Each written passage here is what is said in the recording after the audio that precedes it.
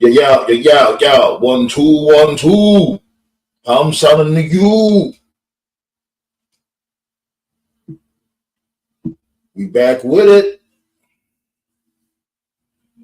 We back with it, baby. Pull up, pull up, pull up. Oh man. Oh, what a week, man. What a week, me. I tell you, brethren. Episode 154, Council Roundtable. Talk about the old fashioned wrestling, which I know was acting. You did. Um, Judging off of like I was constant, it's like constant wrestling news. I decided maybe I should cancel Horror History Month. Maybe I might do short videos talking about particular gimmicks when it comes to horror. Because it's like it's like every time I try to do a Horror History Month title or show, it's always some big news that ends up in the headlines. So it's like it overshadows the horror history month episode, and I can't be mad because it brings traffic, it brings attention. TKO, the first in the building.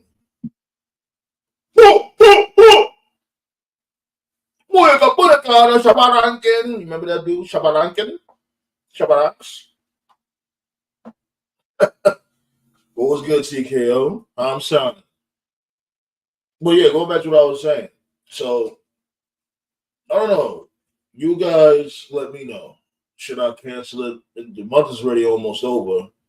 So should I cancel Horror History Month? Should I guess do like one more episode about it? I don't know. You tell me. You know what I mean? Also,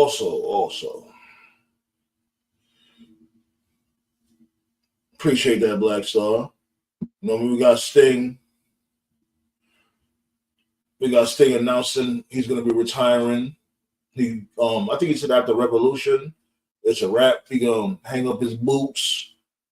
And rightfully so. He had nothing else to prove. All right, everybody pulling up.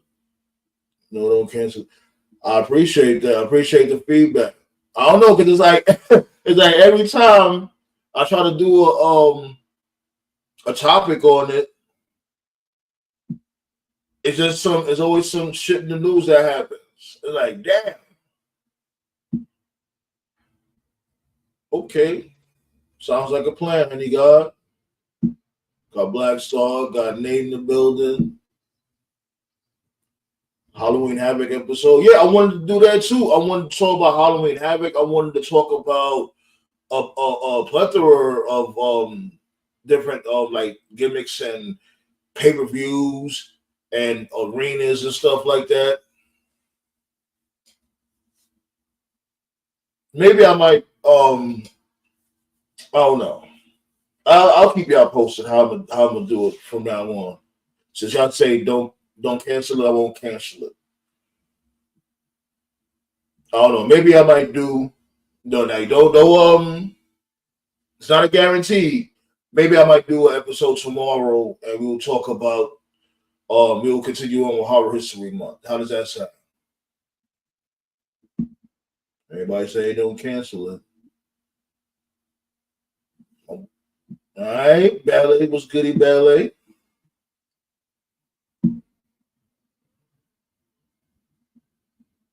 Yeah, this is yeah. You definitely did turn heel, Black Star.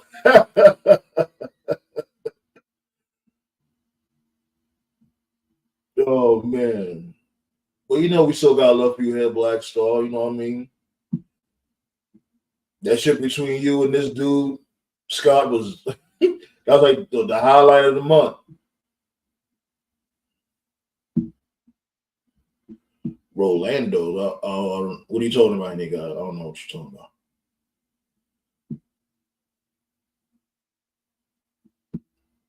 Yeah. go be. How about you have a segment of Hot Topics that go into Horror History Month? That sounds like a plan. Like I guess I could start off the show talking about a particular gimmick or pay-per-view. Like what Nate said, maybe start off talking about Halloween Havoc, then open the floodgates, have everybody come through when I open up the floodgates, and then we'll talk more about Halloween Havoc. Then we'll just take a break and talk about what's popping in wrestling news of that day.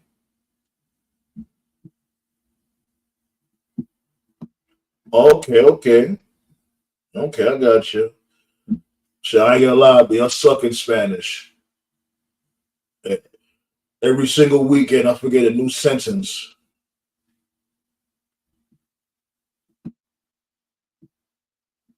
Okay, yeah, and shouts to go to Kiki Palmer. I seen that Bianca Belair was on Kiki Palmer. You know what I mean? And that's another thing about I can say about WWE. Shouts go out to them. Like they always know how to get that mainstream crowd. But I remember my dude Kang, my dude Eric. He was saying that they should have this dude Ric Flair on Drink Champs. I'm like, you trying to have this dude keel over, have Ric Flair on Drink Champs. Shit, as a matter of fact, wasn't Ric Flair on the Breakfast Club? I think he was on the Breakfast Club the other day, if I'm not mistaken. Talk about the Yeti.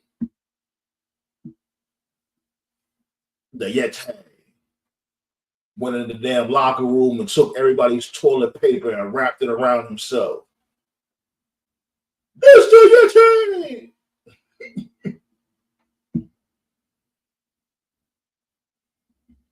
Black Saw said, I keep on saying, do not do this shit. I haven't watched yet, but you know what you're good. What? I keep on saying, do not do this. I haven't watched yet. Laughing out loud, but you know when you're good, I'll still watch. Laughing out loud. Yeah, what's going on in Impact? Is it what's the name of this? Is it Bound for Glory playing right now? If I'm not mistaken, was it today or tomorrow?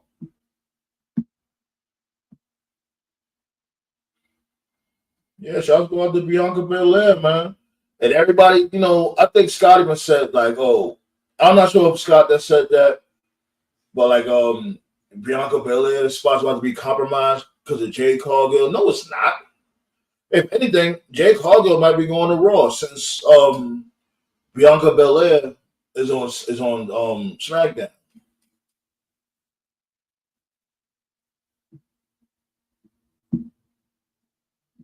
For Suki.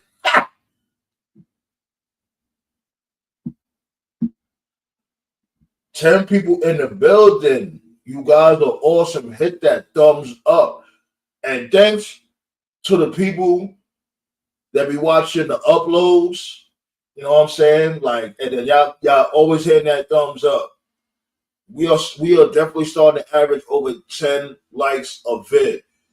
That shit is awesome. Thanks to you guys, man. Because I remember when I first started doing the Council Roundtable, we was only getting like what 2, maybe 5 likes an episode, and look at us now. The fucking growth. Look at the fucking growth. The engagement. You know what I'm saying? Like it's awesome. A lot of motherfuckers would have quit by now, but you guys is here, and y'all keep bringing new people, and keep like tell a friend that we're here again. We live. Thanks for the love, man. I really be looking forward to these shows. Oh yeah, Impact coming to CW. Yeah, no, not Impact. Is I thought it was NWA that was coming to the CW. Bound for Suki. That shit still got me though. Bound for Glory, bound to be broke.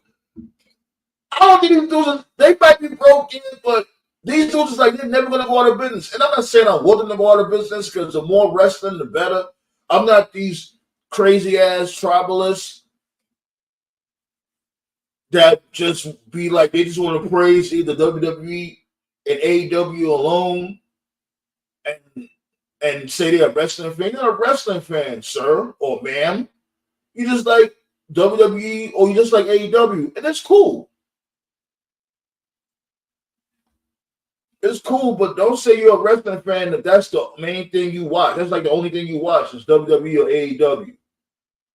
Me, I don't give a fuck. I'll go watch a damn one of those local wrestling shows. I'll go watch that shit. I have watched shit like that. I just love wrestling. As long as the shit don't insult my intelligence, like motherfucking Jey Uso showing up on SmackDown and now they want to honor the brand split. And then this dude just say Adam Pearce was supposed to be a Raw general manager? What is he doing on SmackDown? And then they want to sit there and find Jey Uso. My man, you should be fighting yourself. What are you doing on SmackDown? But other than that, let me drop these floodgates though. I ain't gonna make sure y'all hit that thumbs up though. And on the uploads,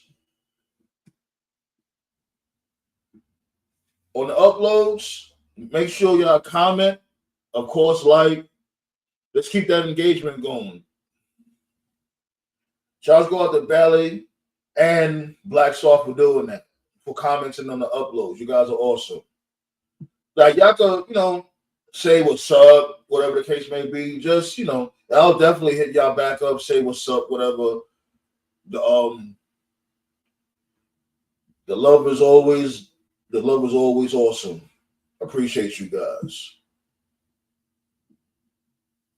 Right now I'm watching SmackDown. Actually, what the fuck? Why would it do that?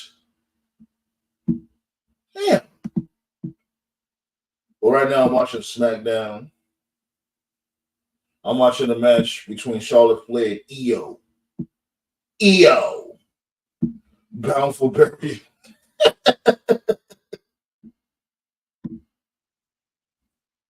Shit, we could do this every weekend. All right? Is that all right with you? All right, then. I love it when they call me Big Pop. Throw your hands in the air if you're a true player. I ain't gonna lie. When that song first came out, I hated that song. I'm not gonna hold you. I hated that song at first. I see you, gentlemen. I see y'all.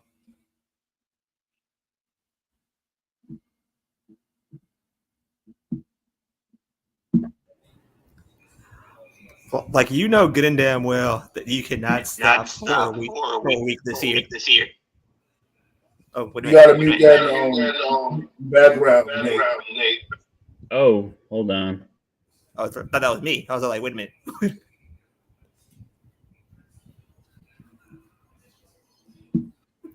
But said, man, good and damn well I cannot turn babyface after the shit I said. It's the Yeti. The Yeti.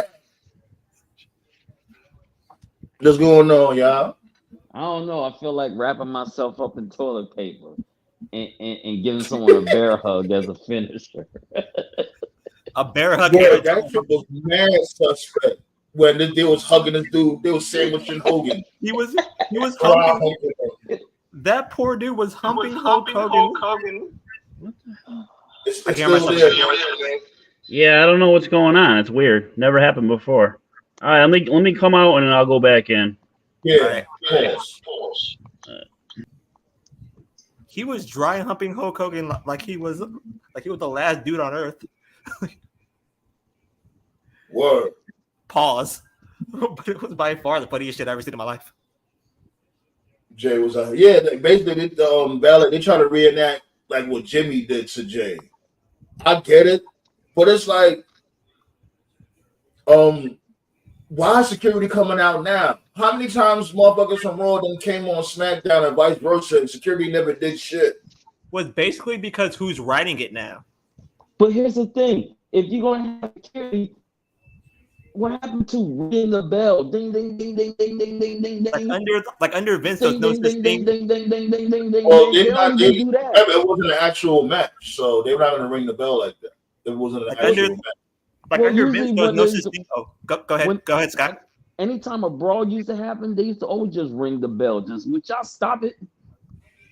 Yeah, they would do that if it was like it happened during a match.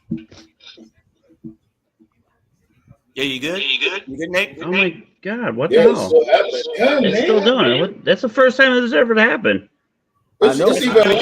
Hold on, let me close out. Wait, I think one of the boxes. Oh, hold on, let me close the other one out. Maybe I know. Yeah, that's right. Yeah, you gotta close one of those sides. It'd be like that. There you go. You good now, Nate? You good now? Now. it's still doing it. Dude, Nah, you gotta YouTube. Oh, you already know the vibes, boys. We the ones that they the bombs. The dubs.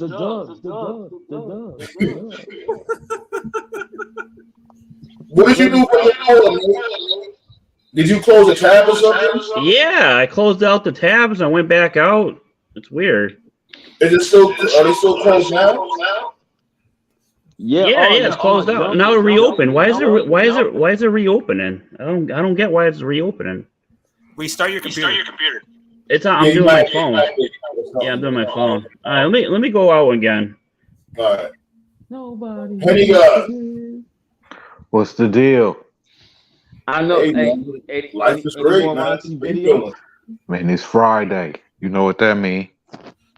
That means you got a new video with baby oil and rain and shit. What? What? You talking to the wrong person. Oh, you ain't the one that make the videos? No, that's not me.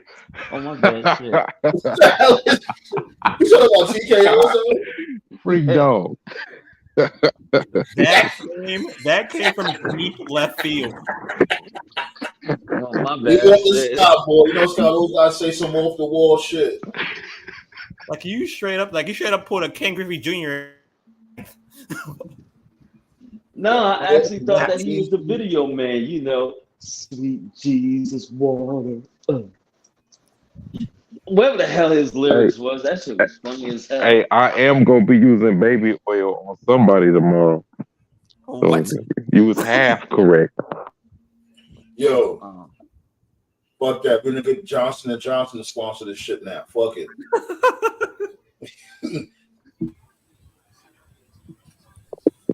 Toph? Yeah.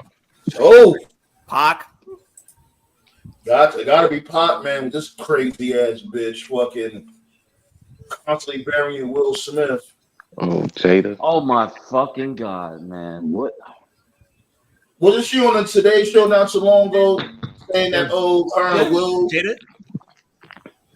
Jada straight up had Will Smith running to Stephanie McMahon. That's how you know how fucked he really is. No, bro. Jesus. I expect more women to check her ass and they don't say shit about it. All they saying is, oh, y'all need to mind y'all business. Whose business is ours? But if that was Will Smith doing that, the dude would have got dogged all over TV. Remember when Jada and Will? Go ahead. Remember when Jada and Will was the definition of black love? Yeah, I remember They that. never were, bro. They never were, bro. Pepper's They Farms never were. remembers. They never were, man. They were always. I the never freakiest couple. thought always they were there. the definition of black love. Yeah. Do your research, bro. Do your research. Remember, they was saying they was always cheat. Well, not teasing, but there was always rumors out there saying that they was on a what was on this cuck shit. You know, man. honestly, let me cook on this shit. Oh, go ahead. I don't ever do any celebrity gossip, but I'm gonna cook. And first of all, like I've never cared for Will Smith ever. I've always thought he's overrated. So he's corny. He always been corny to me. Yeah, he always has been. First and foremost, like people need to do their research and fall down the rabbit hole. They were never a legitimate couple. Never. When they first started talking, Will was married to his other wife, and Jada didn't want him anyway. As a matter of fact, old girl Tisha Campbell and the other dude Dwayne Martin. Dwayne Martin. Yeah, Dwayne. They basically together. shipped them. Yeah, they basically shipped them. What it was okay. This is the story, right? Jada tried out. She had an audition for Fresh Prince, and they didn't take her because the director thought she was too short or whatever. So Will didn't know her. That was like the first time he saw her. Oh, got an echo. Damn, Nate. He got to close out that tab. That tab. Yeah, you gotta close your tabs, Nate. There is no tab open. I went into Google, and I don't know why I'm still doing it. Only way I can do it is if I just mute myself until I talk. That's it. Why don't you just go to your phone? Either you got it on your tab or you still got YouTube open. No, I closed out YouTube and everything, and I went through Google instead of Google Chrome. Chrome. You know what? It's not there now. Hold on, 1, 2. See, it's not there now. Oh, because he knew. Oh, all right. Okay. So just do that. You can just do that from now on. Go ahead, so. Yeah. So Jada, she had an audition for Fresh Prince. Didn't make it. Director didn't like the audition, and that's where Will met her for the first time. Will was like, "Hey, what's up?" And Jada was like, "Oh, fuck you," because she was upset, whatever. So Will wanted to know more about her, and then he found out that Jada was on that other show. What was it? A Different World? That's what the show was, right? Yeah. Right. So then Will went to the show. Right. So he went to the show with the intention of meeting her, but he never actually met her because he went with his, at that time, wife. And so then Tisha Campbell found out that Will had a thing for Jada, even though Will was still technically married. And, the other guy, what's the dude's name? The Dwayne Martin. You got it right. Right. So Dwayne was like, "Oh, well, I got Will's number, so let me go ahead and call him up." And so Dwayne and Tisha went to some party somewhere in Hollywood. And what happened was Dwayne invited Will, Tisha invited Jada to the same party, but they didn't inform either one of them that the other was going to be there. So Dwayne didn't tell Will that Jada was going to be there, and Tisha didn't tell Jada that Will was going to be there. So that way when they all met up, Tisha. All right, Tisha. So when they all met up, they kind of like, "Oh, what are you doing here?" Even though they knew it was going to happen. And again, Will was still married at this point, so like it was never legit. It was fake from the beginning. So then they started dating. Will properly got a divorce to his then at the time wife, and so Will wanted to marry Jada, and basically Jada didn't want to get married. And the reason why she ultimately did get married was because of peer pressure from Jada's mom, Will's family. Right. I think Jada's mom was like, when you go make me some grandbabies, you know how grandparents are. So it was peer pressure, basically. But Jada never wanted it. She never wanted to be married to him. She was depressed over Tupac's death and all that other shit. It was never real. It was never genuine. And there's even more. I'm not even scratching the surface because I have reason to believe that Will isn't even heterosexual. I think he's bi. Not that I'm judging him for being bi, but I think he is bi. And if you go down that rabbit hole, you can find some pretty damning things there. But the point is that they were never, ever, ever, ever the ideal. Yeah, you could definitely tell she never was feeling this dude. But so the question is, has Jada? Wait. I know you're gonna build off of what he just said, but let me just say what's up to everybody. TKO, what's going on? Oh yeah, Nick, you've been here, of course. But what's going on, TKO? How you feeling? You there, TKO? TKO, what's goody? No, he probably got to I guess take care of something over there. You come back when he's ready. Go ahead, Scott. What you gonna say now?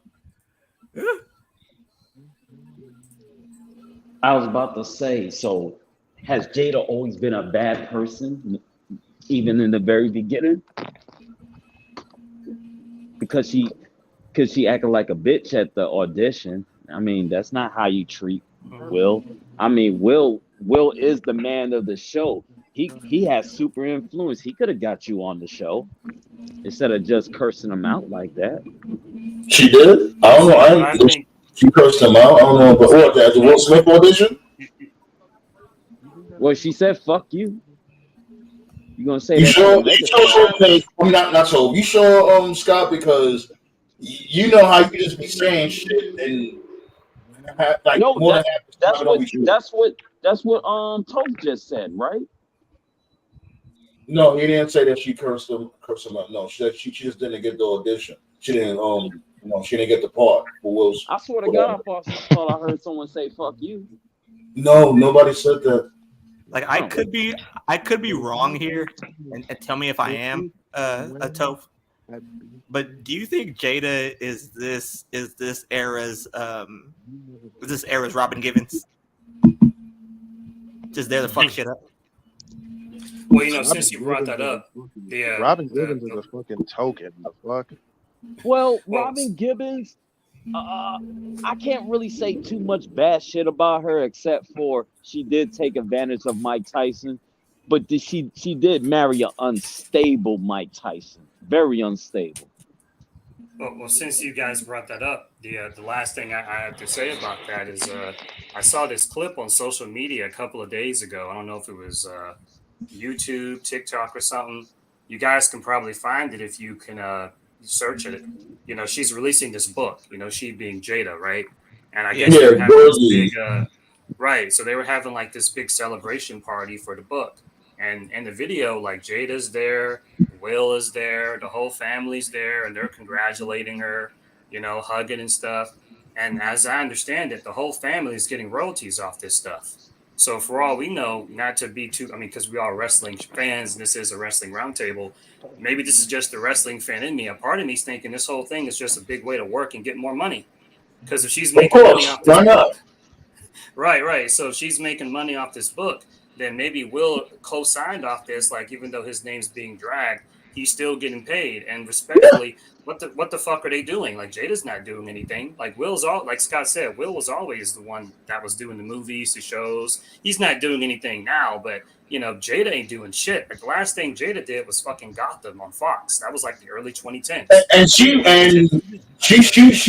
her Fish movie, she did a great job with Fish movie. Right, she did. And they wanted her to come back. That character didn't exist. They created that character for her, and they said, hey, you did a good job, and they told her to come back, and she was like, nah. And I think she came back like later for a few cameos or something, but that was like the last relevant thing she did. That was like 2011, 2012. What kills me is this narrative that people be trying to say like, oh, Jada don't need Will. She has her own money. She never had that. She was never an A-list movie star. So I don't know where they come up with this idea that Jada was making 15, 20 million a flick. Her biggest role ever was Set It Off. And that didn't really do that great in the box office. It's just a great movie. This, though. There's steps to Jada and Will's downfall. It all started when Will didn't get nominated, I think, for an Oscar, I believe. For Concussion. I thought she did have his back. She did have his back when it came to that. But wouldn't that be the beginning of the end, though? At the beginning of the. Well, not really, if you think of it, because she did have his back. She said boycott the Oscars because he didn't get nominated for Concussion. So, that's like one of the. Then Chris Rock said. Chris Rock said, "Bitch, you weren't invited." I think during the Yo, fuck Chris Rock. I ain't gonna lie. Like the more I see this dude, the more I don't like this dude. I don't know. I never met him or been around him in real life, but he was just a cornball to me, yo. Like it's like more apparent now. Like this dude, y'all seen that stand-up he did, the recent one, when he was supposed to dress the slap. But all he did was call Jada Pickett a whole bunch of bitches and still glorified Will Smith. This dude smacked the shit out you in front of millions of people. Still praising this dude. Because Chris Rock ain't stupid. Chris Rock ain't stupid. Man, you was a fucking lame. Well, here's the thing. Chris Rock is always going to play chess to the game. And they always backgammon. Here's the thing. When it comes to celebrities like that, it's just like how a white person is. A white person said, "I'm not going to get you back physically. I'm gonna get you where it hurts. I'm gonna get you in the courtroom. I'm gonna get you financially." That's right, and that's what we was waiting on. We was waiting for this dude Chris Rock to flame Will Smith. Like my dude, how much dirt you get on Will Smith? Like you Chris Rock, you must be a comedic genius. Well, And here's you the didn't thing. say shit to this dude. You didn't say shit about this dude Will Smith. You went in on Jada, and you did that shit at the end of the fucking show. You ever heard of the whole thing, bros against hoes? At the end of the day, if they've been tight since day one, I think Chris Rock could forgive Will Smith for the slap. Because I'm gonna tell you why.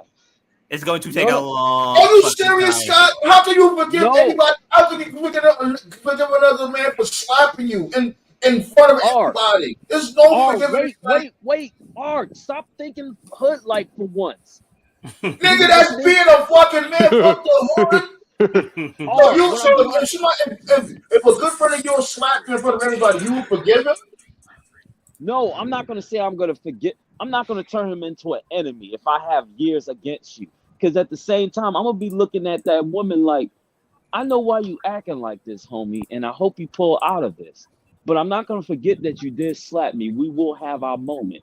But right now, I need you to get the fuck away from that woman. He basically did the less is he did the less is more approach. When he did that stand up, he said Jada hurt him more than I ever did, which is true. Yeah. Which is true. So the only Jada that acknowledges Jada Kiss.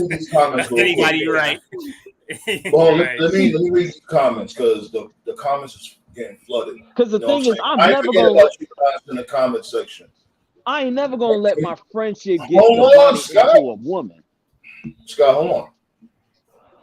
So Henny God said the only Jada we acknowledge is Jada Kiss.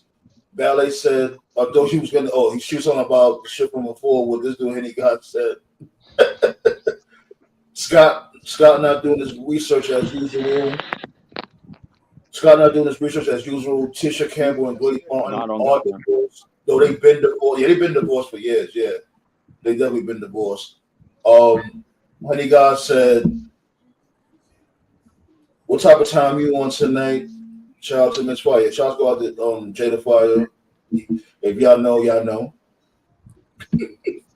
Jada, come on, it is that same bros against hoes. Hold on, Scott. Let me get to these comments and I'm gonna let y'all continue on. Jada was good on A Different World. One of my favorite episodes is the one with Tupac, aka Piccolo. Piccolo. Tupac was an anime fan. Low key, don't give a fuck what anybody says. Eddie Kingston showed up. Eddie Kingston showed up, Scott. Where you at? What happened? Why you put us on Eddie Kingston? What happened?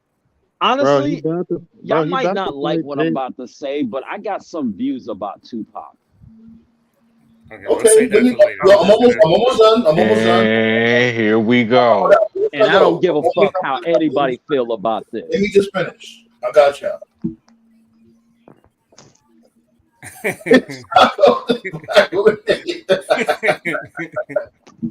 Jada ain't no saint, and no, she's not no saint. Jada ain't no damn saint. I definitely agree with that. First of all, Robin was abused by Mike. But go ahead and blame her for being with someone unstable. I remember when Will Smith was interested in Pepper. I don't remember that. That's true. She did say he was too nice. That's true. Mm-hmm. I never knew about that. Okay. Yeah. But go ahead, yeah. Go ahead, Scott. Go ahead. What you want to say about Pop? So I spent many years dissecting Tupac. In the beginning, I was feeling the Kool-Aid about Tupac.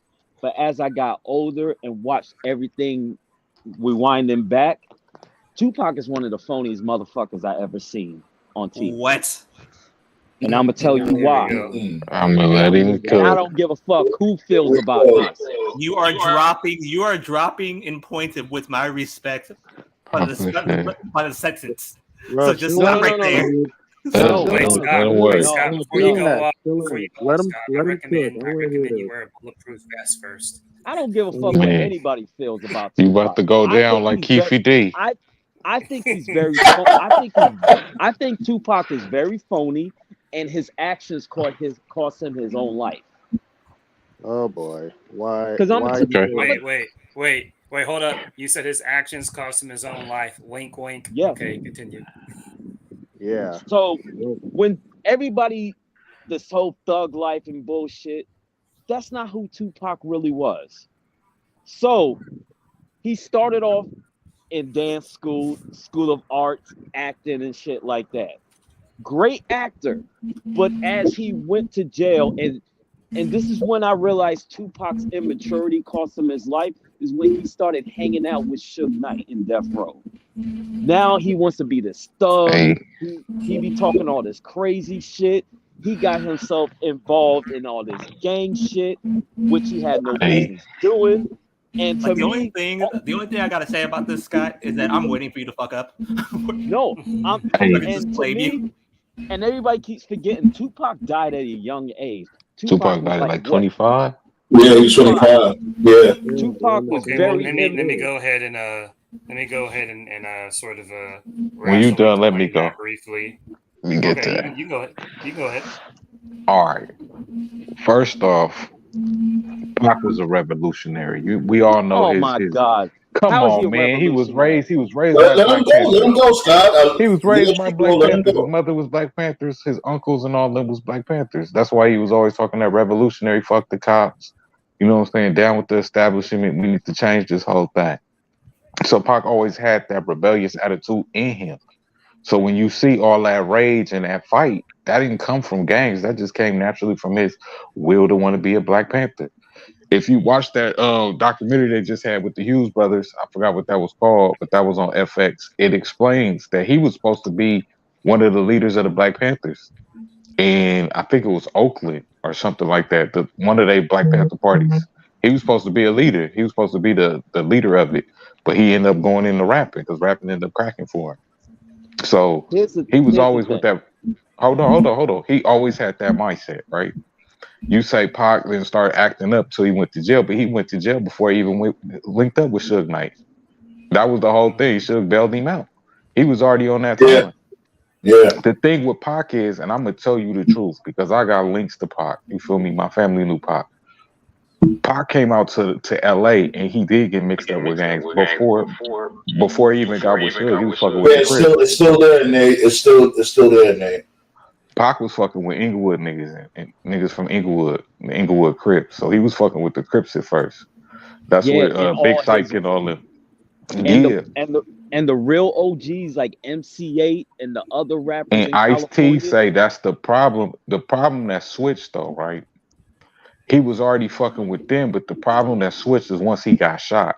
When he got shot in that studio, he became overly paranoid, and that's when you seen that whole little thing with Biggie and them on the East Coast. So when he linked up with Suge Knight and shit, that made it even worse because now Suge Knight is an instigator. Suge Knight was doing his little things out on the West. He putting little bugs in Tupac's ear to go against Biggie because the shit that happened between Suge Knight and Puff Daddy when Puffy bodyguard had shot one of his mans. He killed one of his men. So check this out. If you're part of that, if you're part of that life, and you follow the OGs, there was rappers, Ice-T, MC8, and some other dudes that was telling Tupac, yo, you need to slow the fuck down. You do not need to be in these LA streets. Yeah, you know how the youngest is like they're not gonna listen. It's hard. You right. The thing is, I done had my waves of up and down with Pac. I didn't like Pac for a minute because I thought like the same shit. But as the more you learn and you dig deep, the man was conflicted. You feel me? He wanted to be a revolutionary, but he also was fucking with the gang shit. The gang shit came with. I want to piggyback off what you just said, Henny. Then how come Biggie never got caught up in the gang? Yeah, he did. Biggie got caught up with Scott, you gotta stop cutting people off, Scott. Come on, my dude. I want to piggyback off of what Henny God said and sort of explain what Scott was saying.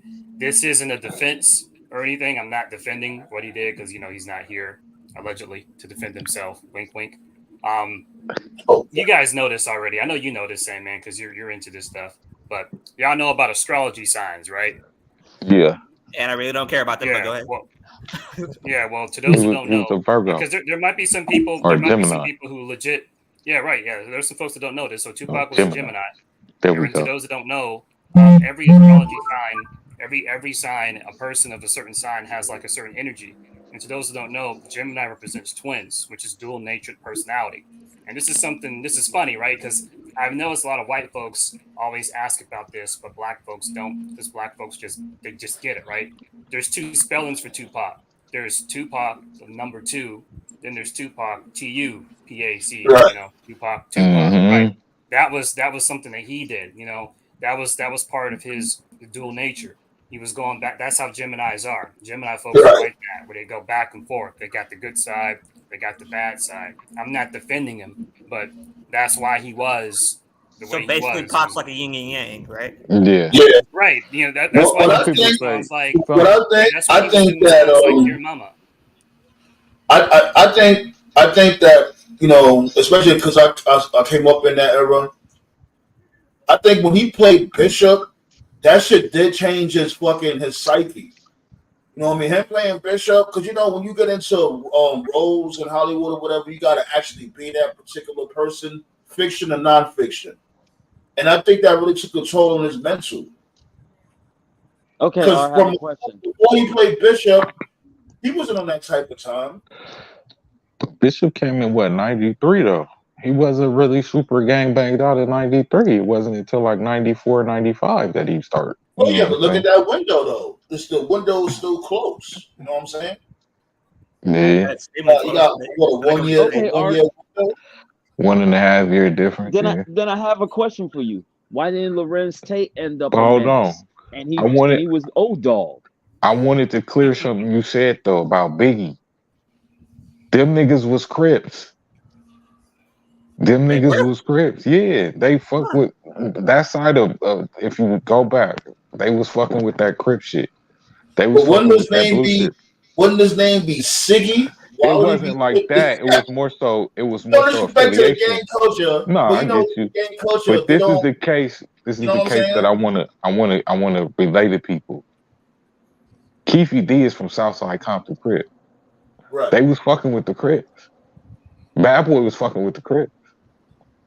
Why do you think Suge Knight and them had so many issues with them? Because they was fucking with their arch enemies. Yeah, so that's why. I think Biggie was guilty by association. Speaking of Suge, you know he's coming out with a podcast, right?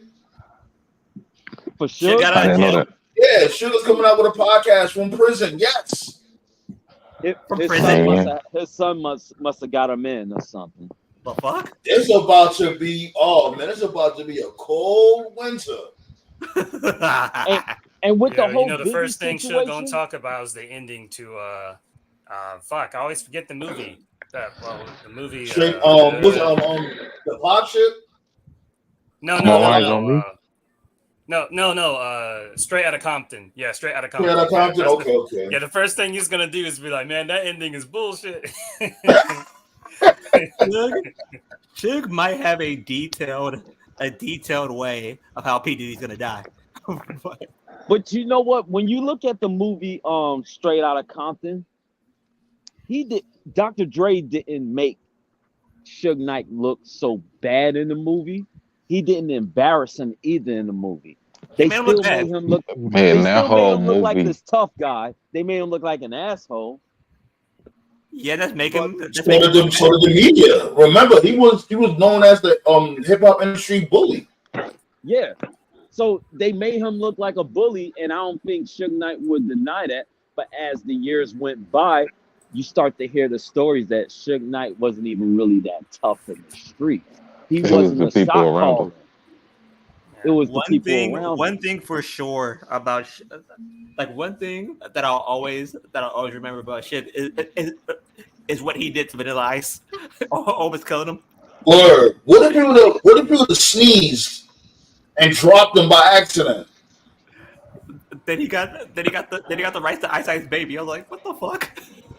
Word. Suge Knight knew who to be bullies too. He wasn't gonna try. That's why he didn't really run up on the way. He never ran up on Snoop Dogg because Snoop just already got caught up with that murder charge. Who was getting his ass beat? The people he didn't run up on was Trey D and them. Trey D from the East Siders. It's and Nate Dogg. Those niggas who did get bullied with that photo was script. All them other niggas, Warren G and Snoop, used to get beat up. Don't Snoop have massive backup? Is Trady still in prison? No, he been out. He been out for like 10 years. Okay. He went to prison. I didn't even know that. Yo, Henny guys, don't Snoop have massive backup? You said massive backup? Yeah. Well, of course. Back then he did, but it was. If you notice, after he got released from death row, he went to No Limit. Why you have to go to the South? True. He had to run from the West. But he was also smart. Like, I'm gonna get the fuck away from this dude before I really get caught up in some bullshit. Because it wasn't more about dealing with Suge Knight. It's dealing with his associates. Because you already know, ain't nothing gonna make you bigger than you to take out a big ass rapper. That's street credit for a guy that's from the street life. Oh, I'm the motherfucker that shot Snoop Dogg. You already see the motherfucker bragging about shooting Tupac. That shit's like a badge of honor for them. So Snoop was like, you know what? I'm gonna play chess instead of playing checkers. So let me get the fuck out of LA for a while until shit dies down. I mean, yeah, Snoop was smart. That's what you're supposed to do, man. Ain't no knocking that. You can't be the hardest nigga though if you ran, but it's smart because that's why he's still here. That's why he's living. Yeah, Virgo Bay definitely got a point. Snoop was broke. You know what I mean? And he said he ran to Master P for protection. Why would you run to Master P for protection? Why not? Oh, well, Master P has to hit it. He had he legitimately had an army, like especially when it came to Calio projects. C Murder? His name was C Murder for a reason. Here's the thing: you ain't never heard of nobody trying to run up on P on Master P. Master P didn't fuck with nobody. Ever. Master P said he ain't no thug, but yet he ain't gonna run from nobody. But he ain't gonna fuck with nobody. New Orleans, because he got the Goon Squad on deck. New Orleans itself, they're not. So what I learned about New Orleans is they don't believe in that gang shit. They don't respect that shit. They shoot Crips and Bloods for fun, just for the fact that they wear goofy colors. They're from, they rep their neighborhood and they rep their family because everybody that's roll tight with each other, they cousins because most of them come from 4, 5, 6 single family homes. So they were tight like that. So at the end of the day, Master P showed mad love to that community. So ain't nobody gonna let their meal ticket go away. So real quick, I have a very serious question going on right now. Hold on, wait. Ballet said Michelle has kids with Dre and Suge. Yeah, what? Yo. Yeah. And it was both beating her ass. Whoa, that's not funny. That's not funny. That's no lie. My bad. And she was fucking Pop. She was fucking everybody. I just started laughing off the kick. Jesus Christ. My bad. I mean, come on. She was fucking everybody. Yeah. She was an industry groupie. She was. Look at the way you said it, Sam, man. It's like they both beat their ass. They were. Yeah, that's right. Unfortunately. Honestly, the only hardest woman I ever heard in the industry is Queen Pen. Not the singer, but the actual dope dealer, Queen Pen. You don't think Remy Ma was hard for shooting that lady and going Remy, to jail? fuck Remy, fuck her. Shit, y'all heard this? What about Lil Kim for busting her guns in front of Hot 97? I heard she don't got no fucking scrap. Did she get stomped out by Gloria Velez? Who did? Remy Ma? Oh, I don't know. Yeah, I heard she got stomped out the club by Gloria Velez. Damn. Man, Scott, you're on a mission. You're on a mission to offend every single black woman on this podcast. No, I just never thought Remy was all that. Remy's just acting tough off of Fat Joe street cred. As much as I think Fat Joe is corny, the motherfucker did not back down from nobody. Crazy. And Fat Joe, remember, we from their hood. We from Fat Joe hood. Remember, we used to live around Trinity. Huh? Yeah, Fat Joe off the chain. But he stopped that shit because he ain't gonna get him nowhere. Yeah, like when he was young, Fat Joe was fucking wild. You guys said what, Toe? I said, yeah, he's off the shit because he's not fat anymore. He's just Joe. He's just Joe, right? Remember that wrestler, just Joe? That's the... But all the stories that Fat Joe has got caught up in, he ain't fronting. Like, he really did fuck niggas up, and he had to. fucking Pat Poops almost got his head knocked off because his crew almost. Yeah, Fat Joe definitely got he got scrapped. He definitely got scrapped. There's definitely stories out there with Fat Joe chasing him. It was a motherfucker. I remember one time Fat Joe said a story about him chasing Dazzler Corrupt. Oh, he was chasing him down the block. Yeah. Was this after the New York video? Because I remember they got. I think it was. Yep. I think it was. He chased this is what he said out of his own mouth. He chased down Daz and Corrupt. The video got shot up. Like some people from New York was like, "Nah, you ain't about to Man, shoot this video." and that's because of Biggie. The fuck up. And that was because of Biggie. So Biggie wasn't innocent, man. I don't even think it was because of Biggie, because New York was like, how you from LA and you try to he dropped the location. He said Tupac and them is doing a video on Red Hook. Was this what we gonna do, New York? He did it on Fun Flex. And like 3 hours later, that motherfucker got shot up. I mean, it doesn't take much. Like 80s baby. But you and gotta he's a 90s baby, but Henny no. You gotta understand, back then New York was one of those cities like, nah, you fucking disrespect you can't, us. We're gonna make it happen. You can't do that. I think it just put the battery in people back. You know what I'm saying? Like you know, they already on a million. You tell people to go do something. It's like an instigation. You know, people are already feeling like they gonna do something.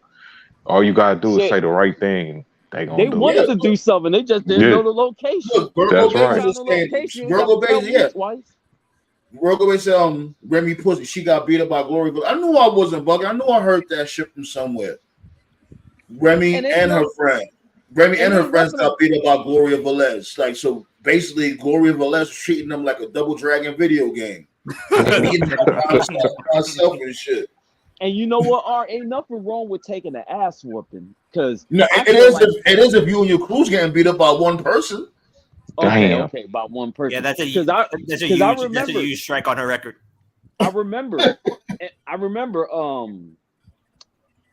Redman said some real foul shit about MC Hammer's mother, and he confronted him at the MTV finale show. I'm like, MC Hammer was like, I love my mama, man. Don't talk about my mama. Yo, he really said, he's like, look, I like you as an artist, but don't you ever in your life fucking disrespect my mother. And he had about 50 goons with him, all from Oakland, California. And Redman ain't no chump. Yeah. And Redman said, fuck this. I will say yes, sir, because I ain't trying to fight 50 niggas. He was smart. Didn't Redman like run up on what's her face that one time, Sandman? Wendy Williams? Yeah. No, I thought it was Method Man that did that. Everybody ran up on Wendy Williams because Wendy Williams is just the instigator. Going. It very much instigator. But anyways, let's go ahead, Scott. I'll let you get the last thought, then we're gonna shift gears because we could talk about this shit all fucking night. Oh, I was talking about Angie Martinez is the instigator too. But next, on to the story. Since we were talking about I got a good segue too, because I've said this before. I've always said before this could be a good segue to wrestling. I've always thought that CM Punk. I think CM Punk is the Tupac of wrestling, in the sense that just like Tupac, Punk was fucking paranoid all the damn time. His own worst enemy. I'm sure you guys know about that. Before. Didn't you talk? You said that before. Yeah, he is. He's very paranoid. Because Punk is very paranoid. He's just like and his version of hit him up was the pipe bomb. Punk has rabbit ears. Probably the biggest rabbit ears in the history. Because Tupac thought everybody was out to get him, and Punk thinks everyone's out to get him. And everywhere Pac went, there's problems. Everywhere Punk goes, there's problems. You know, Pac barely had any friends he could trust. Punk barely has any friends. A lot of similarities. Now have me do I might do a deep dive on that shit, yo. Now there's rumors. I think you might be on to something right there. I might do a deep dive on that. Now there's rumors that Punk's going to be on Bound. Going to be on Bound for Broke. Bound for Glory. Bound for Broke. Actually, since he brought y'all stupid with the comments. Since he brought that up, I just got before Sandman went live. Yeah, before Sandman went live, I actually just got a notification from Observer that Ace Steel's having a tryout as a producer agent for Impact. So there might be some smoke to that fire. Oh God, yo! You know what Ace Steel goes, Punk goes. Right. It might happen. That's It's his Impact. daddy. They don't give a fuck. They don't give a fuck. And if Hey, I'm not gonna lie, if I was Punk, I'll do the it. friend you need. Watch. I would. Ace It still depends is the on the friend you need. It depends on the type of contract they cut on. They cut on Punk. You know what I'm saying? Like even AJ Styles went back and made an appearance. It wasn't in person, but it was via satellite, whatever. You know what I mean? So, like, it's not like he could be above that. I would like if I was Punk, I would do like what 2 or 3 appearances. Why not? Watch next week. Week. Impact has $5 left for his name. You got fucking Punk to go on the NXT. Anything is fucking impossible. NWA is on CW. You might see him on NWA. Yeah, right. Shit. Yeah, but I like CW. Now, but NWA got the CW contract, not Impact. Yeah, that was. Yeah, it's funny because we talked about that on the last show. Right. We were going through all the networks, and we said it was going to be either Eon or CW and the CW. So, yeah. Ion is still around? I remember that shit. Yep. I used to watch that shit when I was in New York. Did it used to be ABC Family? Yeah. I don't know. I don't even know. No, that was Freeform. They show. Oh, okay. The CW they show Women's Wrestling or WoW, like that's still on there. It comes Is on WGN still around? I don't know. In Chicago, it is. In Chicago, it is though. Oh. So Valet said I guess she thinks that Ava will be joining the Bloodline allegedly. Is she really needed for the Bloodline? Like, who not is a bad, Ava? Not Who's a bad Ava? idea. Ava Wayne, the Rock's daughter. Ava No, need to but work real- on her But wrestling real quick, skills I was before she do anything. watching Rampage right now, right? Oh, Why shit. in the fuck is Santana versus Ortiz going to be on Rampage? Shouldn't that be on one of your major shows? No, Well, I think what that is. You know what that's it is? the- That's not a You know major the thing about that? Actually, somebody addressed that shit. I think it was JD. JD has said like he basically complained about it, and people was like, "Well, JD, didn't you always say, oh, Rampage sucks? Rampage needs some type of traffic or whatever?" And they're trying to produce the traffic, and then you're complaining about that, which is totally right. Sometimes you have to do that shit to bring heat to that actual show because that show was like shit. And the next year we might be doing better than fucking Rampage. Yeah. I agree. That's kind of a damned if you do, damned if you don't situation. People say Right. the show doesn't matter, then you put stuff on the show that. Like, why would you? Because put it needs rivalry traffic, my dude. The show needs Because it being needs built traffic. up. They're That's doing being so built up bad. this They entire need summer something. off camera. Why would you put that on your least rated show? It makes no sense. To bring traffic. Well, again, you got to have something on the show to get people to care. It goes both ways, Right. bro. You guys might be right. That's I get what people are saying when it came to JD addressing it. The show Really, needs the some main- type of traffic. Really, the main issue with Rampage is the same issue that every taped wrestling show has. That the problem is that taped shows are just not fire because you can just go online and just read spoilers. If you Right. watch a live show, regardless of company, there's always going to be an appeal to watch something live because there's always that anything can happen because it's live. If it's taped, whether it's WWE, AEW, Impact, Ring of Honor, most folks, they're not going to watch a tape show. They're just going to look up the results online and just call it a day, or they just won't even care about it. You know, that's the problem. It's a tape Like, show. yeah, because nobody really cares. Nobody really cares about those WWE British shows. Like those always do low ratings. It's always taped. The only show that got away with being taped was SmackDown because SmackDown was just so good early 2000, 2001, 2002. They were just stacked. They was like, okay, we do our show Tuesday, but it will be taped on Thursday. It was so fucking good that they was like, we're watching it regardless. Right. The funniest. And then when Raw, and then at the peak of the Attitude Era, Raw was taped every other week. You know, Nitro was live every week. Raw was live every other week. But like you just said, wrestling was so hot then, it just didn't matter. And the internet wasn't really a thing back then. I mean, it was, but I didn't even know. have a computer. The funniest. Right. Right. All you really had was like, all you really had was what's those shits again? Damn. Like The when you go newsletter? to an actual website and Right. It was not like no wrestling video. You just texted about wrestling. What do you used to call that shit? The little hotline joints. The funniest part about Paul Heyman's rant during ECW's One Night Stand was when he went up to JBL and said the only reason why you're still champ is because Triple H decided not to work Tuesdays. Yeah, that was a kill shot. That was a kill shot. The contract they're gonna offer Punk is full. Wait a minute, how much they gonna offer? I'll take that fucking contract. Shit, if you pay me a full set, man, look. You damn right. I'm tired of spending regular money on fucking. Hey man, hello. I'll take those scams. I'm like, you know what you gotta do? You gotta say you're an immigrant. They living better than us right now. Right. I'm gonna go there with the Bush accent. I'm like, will I be Jamaican, man? A lot of mercy. And here is Scott offending immigrants now. So put that on the list. I told Sandman earlier this week. I ordered Bound for Glory. I wanted to give them a shot. This will be my first TNA pay-per-view. Like, Jesus, it's been a minute. It's been a while. I'll give a full review on Tuesday. And if he actually shows up, I'm not saying he will, but if he actually does show up, I mean, maybe he can actually help them get a better TV deal. Who knows? Is it today? Was it tonight or tomorrow? No, it's tomorrow night. No, it's tomorrow. It's tomorrow. Okay. Oh, and Osprey's there too. So some people don't have big names there. I feel so bad for Impact because the sports that is going to be on tomorrow night. It's just a bad spot to be in. And my Chiefs playing this weekend.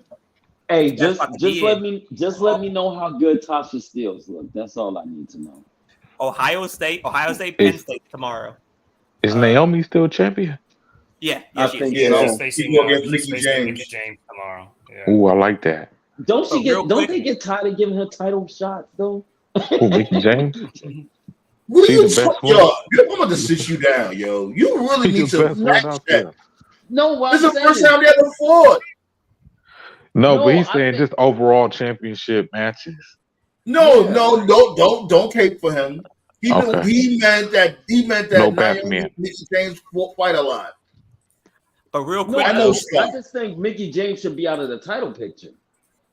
My dude, she just came back. What are you talking about? Oh God. Yo, put the whiskey down, yo. That's it. No, pass the Kavasi. That's like giving John Cena a title shot. You don't need it. It's all about building. Y'all don't know wrestling 101. This is their big show. They gotta stack the card. Stack the box, but it's a bad spot to be in. It's a bad spot.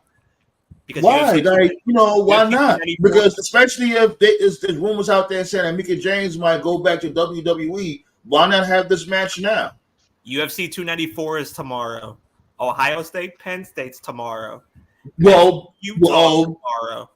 Now you see why they're doing that. There's a lot of fucking competition. The competition They're not gonna get that many buys. They're not. Well, of course, it's because it's Impact, of course, but that doesn't mean don't try. No. Like I'm not saying don't try, but if you're gonna stack the box against against what's going on tomorrow, then you're going to lose. You're going to lose a lot of money. You're going to go broke. Why blow your wad? Impact is never going to go broke. I don't know what they paying these dudes, but they're never going to go broke. I think I know what he's trying to say. They did not put a long-term plan. Like, should we really put a pay-per-view in October knowing the playoffs are coming? And Bound for Glory has always been in October. That's always been. Yeah. Oh my God, yo, I'm really being nice, Scott. I'm being nice. I'm just saying, TNA. Am I wrong here? Am I wrong? You gotta understand that first of all, every company when they have pay-per-views, they determine the date like a year in advance, dude. They don't know what the fuck's gonna happen. That's just how it goes. Yeah, and that's Bound for Glory. That's their WrestleMania. So the card gotta be stacked. Move it up to Friday then. That's what I'm saying. Like, how you don't know the baseball playoffs is gonna be in?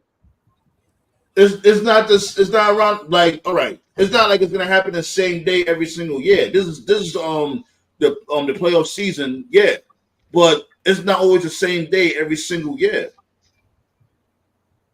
No, but what I'm saying is that like move it up to Friday, move it up to a place where the highest amount of people could possibly watch. And who knows? They probably don't have the luxury to do that. They're not WWE. Only WWE could be on some type of time like that. I think Switch like what they did with their PLEs. They switched it to Saturdays now, which was a great move.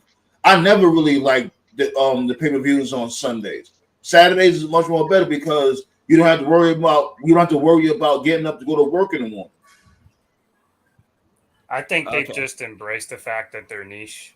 I mean, they always were, but now they're even more niche. I think they've just embraced it for better or worse. So, yeah. I liked it better on Sundays because that's what that meant. When we came back to school on Monday, we had something to talk about. Yeah, that's the main topic. Damn When you younger, yeah, I guess that makes sense. So the big thing too that we haven't really been talking about, even WWE themselves and in the little press release, they had it like at the bottom of the statement where it's like, oh, by the way, so I think it's the first time we talked about it here. So SmackDown will be moving back to USA, which is fine. But the trade-off is that USA is going to be losing Raw and NXT. And there's a very real possibility that Raw will leave Mondays, which to me just sounds like suicide. Like Monday nights is the establishment of wrestling for like the past 30 years. If Raw is on any other show but Monday, it's gonna fucking die. But you know, all good things have to come to an end. Raw can't stay on the show forever. What I'm thinking with all seriousness, and this is just me, just like spitballing here. It's this, that the money that WWE is expecting to get, rather than what they are going to get, is two totally different things. And with every single media rights deal, it's not going to be microscopic. I'm not saying that, but it's going to be small. It's not going to be the amount that they got the last time around. So I'm thinking that USA might get all three. That'll be a first. That's going to be hard to fit on their network. Yeah, that'll definitely be a first. I'm thinking they're getting all three. What they need to do is they need to just fucking put NXT and just make it a Peacock thing. It was never meant for TV anyway. That's what they should do. But they're not going to do that. Okay, they're making so much money. I really wish WWE didn't shut down the WWE network. They didn't have to go to Peacock. They're just being too fucking greedy. Yo, you know what? Like at first, I thought that shit. I'm not gonna lie, but now the WWE network is way better than how it was from before. It really is. It's way better, and it's more affordable. But think about the contenders though. Let's just think about this rationally, okay? One of them is a ABC, right? So you're gonna put it on FX, a channel that's hard to find in the first place? No, you're not gonna do that, right? Hell no. Okay, then CBS, Showtime's done with sports. So you're gonna put it on. You're gonna put it on CBS, NBC. You're gonna put it on Fox. Fox is losing their shirts over NBC. I don't know because the only sport that NBC is known for is basketball. That's the only logical place you can put it on.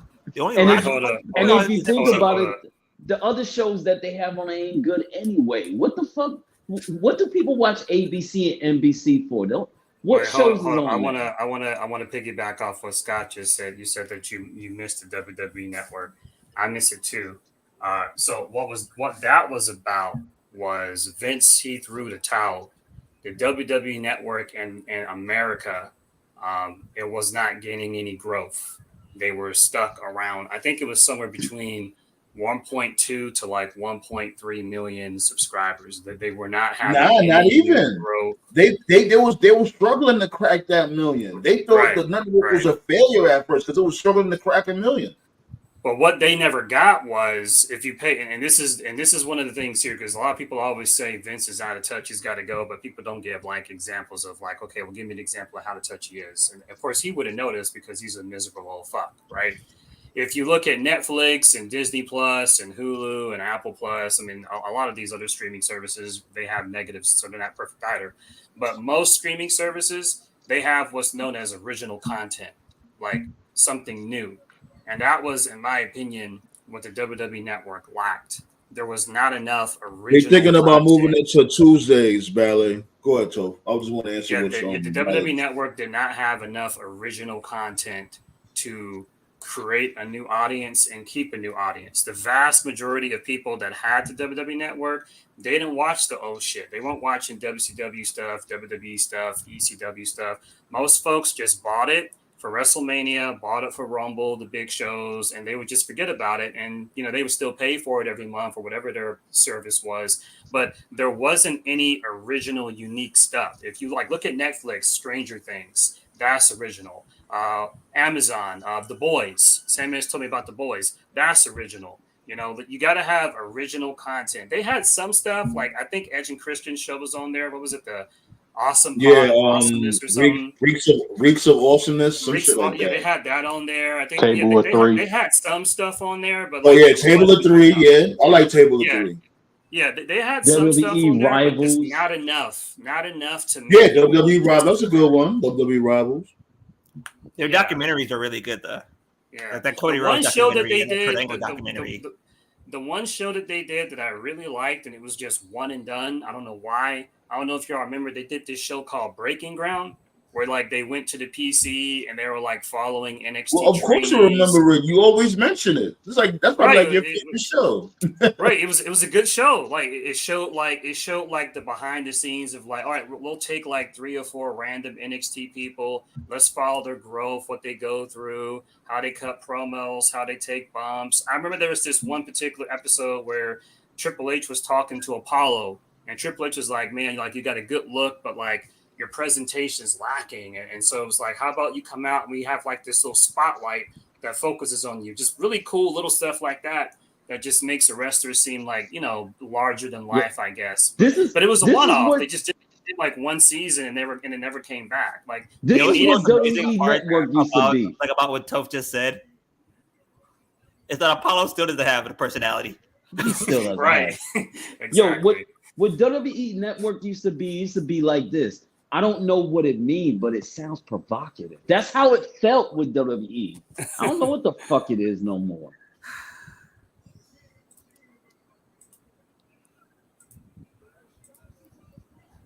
But WWE feels like that girlfriend that, I'm tired of her.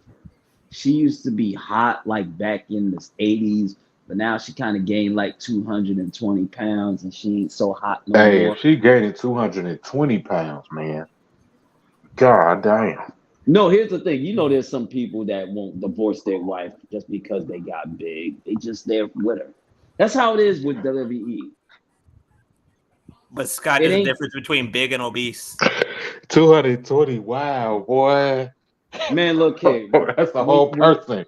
Because here's the thing. When you get married and you've been with somebody for 30 years, you really going to leave her just because she gained a little weight, bro? A little weight. A little 220 pounds. That's what you call a little weight? You know what I mean? She was like 115 back in the day, and now she's like 220. Okay, 220. I thought you were saying she you know what I mean. 220. Oh. But you call that a little weight? Seriously? Ladies, we still love you. We still love you. As long as you're an awesome person, because as long as you're awesome, we still gonna love you. And I always say my slogan, like a Samoa Joe, you know what I mean? He repping for them fat. I'm married to a woman for 30 years. I'm not. You know what I'm saying? Not all of us could be skinny. Not all of us could have a fucking 6-pack. Yeah. You know what I'm saying? What is it? He-Man Club head ass. Know what, Scott? What the fuck you saying? The Married with Children people. The He-Man. What was their name? No, ma'am. Come on, no, man. No, what Scott just said reminds me of? Like, remember that scene from The Simpsons when they were singing about their nanny, and then Homer said, "Like I said, no fat chicks." Mm-mm-mm. And then Marge kind of interrupted him. I That's ain't what gonna lie, this like, reminds me of. I gotta play a shitload of catch up when it comes to the Simpsons. I'm so far behind on I used to watch the Simpsons. Simpsons at first, but then I started watching Family Guy after that. Anything after the Simpsons movie is not worth watching. Yeah, because Mm. most of the people that play the characters are dead now. Mr. Burns. Damn, I didn't know Mr. Burns was gone. Yeah. Yo, Virgo Bay. You Apu. said Mr. Burns is gone? Mr. Burns is dead. His voice character is dead. Oh, okay. I never knew that. Wow, I never knew that. I didn't know that either. I know that Troy McClure. The Edna Stop died. Yo, playing with him. since we talking about death, old boy Bert, shit. Yeah. Rocky. Paulie punk ass. Yeah. So Burt Reynolds, the OG. Right. Oh, Big I'm Bird. not Did even you call sure him about Burt it. Reynolds? Yeah, I'm not. No, Burt. It's sitting Burt- down. I'm sitting you down. I don't care. That's not the right guy, huh? Rocky. Nigga said Burt Reynolds. Rocky. Yo, how much chances I gave this dude? Come on now. Are you serious? Wasn't he racist during the third one? Yeah. He called the dudes in the Apollo gym, Apollo Right. 3's gym, a whole bunch of spooks. All right, so I got a funny story. This happened to me last year. If you keep on, you're gonna see. Hey, take your time out like a man, because you've been saying some silly shit all night. All right, so here's my shit. it's still real to me moment. Last year, I was watching Rocky movies and shit, and I knew that some of the actors are not with us anymore. And unfortunately, we lost Mr. Young yesterday. But Yeah, Burt, I that's thought him. I thought the chick that played Adrian, I thought she was dead in real life because she wasn't in the Rocky Balboa movie because they killed her off in the time skip. And because every other person in the movie who wasn't in the newer ones wasn't there because they died in real life, I just assumed she was dead for real. But as it turned out, the chick that plays Adrian's still alive. Her and Sylvester Stallone just decided that they felt like there needed to be some type of like drastic change. And they were just like, there's got to be some dark maturity to it. And they just say, let's just have my character die off in the time skip. So, but the acting was so good, I thought she was dead for real. So I was like, what? That's just how much of a Rocky mom I am. What was that, Rocky Balboa, when they killed the Rocky? Yeah. That movie was so depressing. Like, I did not like that movie at all. The most fucked up scene in all the Rocky movies was in Rocky 3 when Apollo Creed died. Because with the damn toe! Because Drago whooped his ass from start to finish. It was probably three of the most agonizing minutes I ever seen in my life. Yo, Ivan Drago is like what all Moss wishes he was. Damn. When that motherfucker said if he dies, he dies, I'm like, oh shit. Man, we was all rocking with that one. That one quote solidified Drago forever. If he dies. And that's what I was saying. Like, when he came out with his son, I'm like, yo, you come out with this dude's son, he has to be a killer. That dude was as bland as a rice cake. Remember Drago's son that went against Drago's son was trash. Well, here's the thing. It's really you talking about? It's hard are you to talking believe about those Creed little movies? I don't watch Yeah. them. Yeah. I done seen all three of them. I don't watch those Creed movies. No offense. They're not bad. Look at the size of Drago and look at the size of Creed. He ain't beating his ass in a real fight. That would made it unbelievable. At least make him die gracefully. Hey, I saw man, like the first 30 minutes of Creed, and I was just like, nah, man, this ain't. you gotta suspend your Creed belief is good. when you Creed is watch good. any Rocky or Creed movie, because them motherfuckers was beating the shit out of each other. No blocking, Creed is no good, head like- movement. Creed No, was a Rocky- good. The first Rocky Creed took- was amazing. The second one was like Rocky took Yo, the third Creed, me and my lady and our peoples, we had went to go see that shit. I had a whole damn Kit Kat bar of edibles. Oh That yeah, shit had me fucking tripping in the movie theater. you was higher than a motherfucker, wasn't Oh my god, because I was like, oh, this shit is weak. Because I broke off you? And like, you know he how the ate Kit the Kat whole bar is? thing, ladies and gentlemen. Right, So you know what how the you Kit thought Kat about the bar is movie? when you have the when you No, have the see, like the here's the problem, sections. bro. Hold on, so Let you him know the cook. Kit Kat bar when you have like the sections, you break off like a square. Yeah. You know what I mean? Like that's how the edible was. I had broke off one square, and I was like, "This shit is weak. What the fuck is this bullshit?" So I just was like breaking all the squares off and just eating them shits. Oh man, you was Then all hard of a for the sudden, next then all I of a time. got to sudden, the fucking movie. Y'all know that scene when he was fighting, when Creed was fighting Jonathan Majors, and they In had the like jail? Oh, the weird camera angles. right, and the shit was like it was in a shadow realm. That Yeah. shit had me fucking tripping. all of a sudden, Sandman. Then all of a He's sudden, like Sandman that started seeing SpongeBob colors.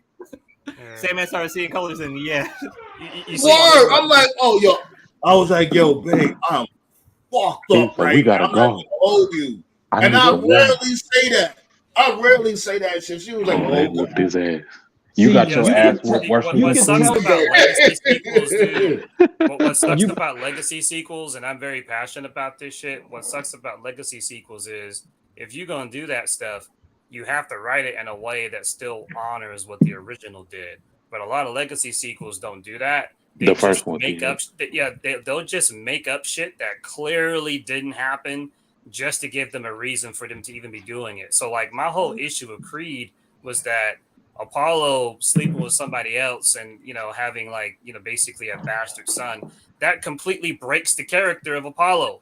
That's something no, it Apollo would don't. never do. no, I can believe that What? because And when he went in, why There was wouldn't he do nothing. that? There was nothing in any of the original movies that even hinted at that. Like, But if by you're here's the the gonna end, if you're thing. gonna by do the that, there end of needs the to be a fourth, hint to it.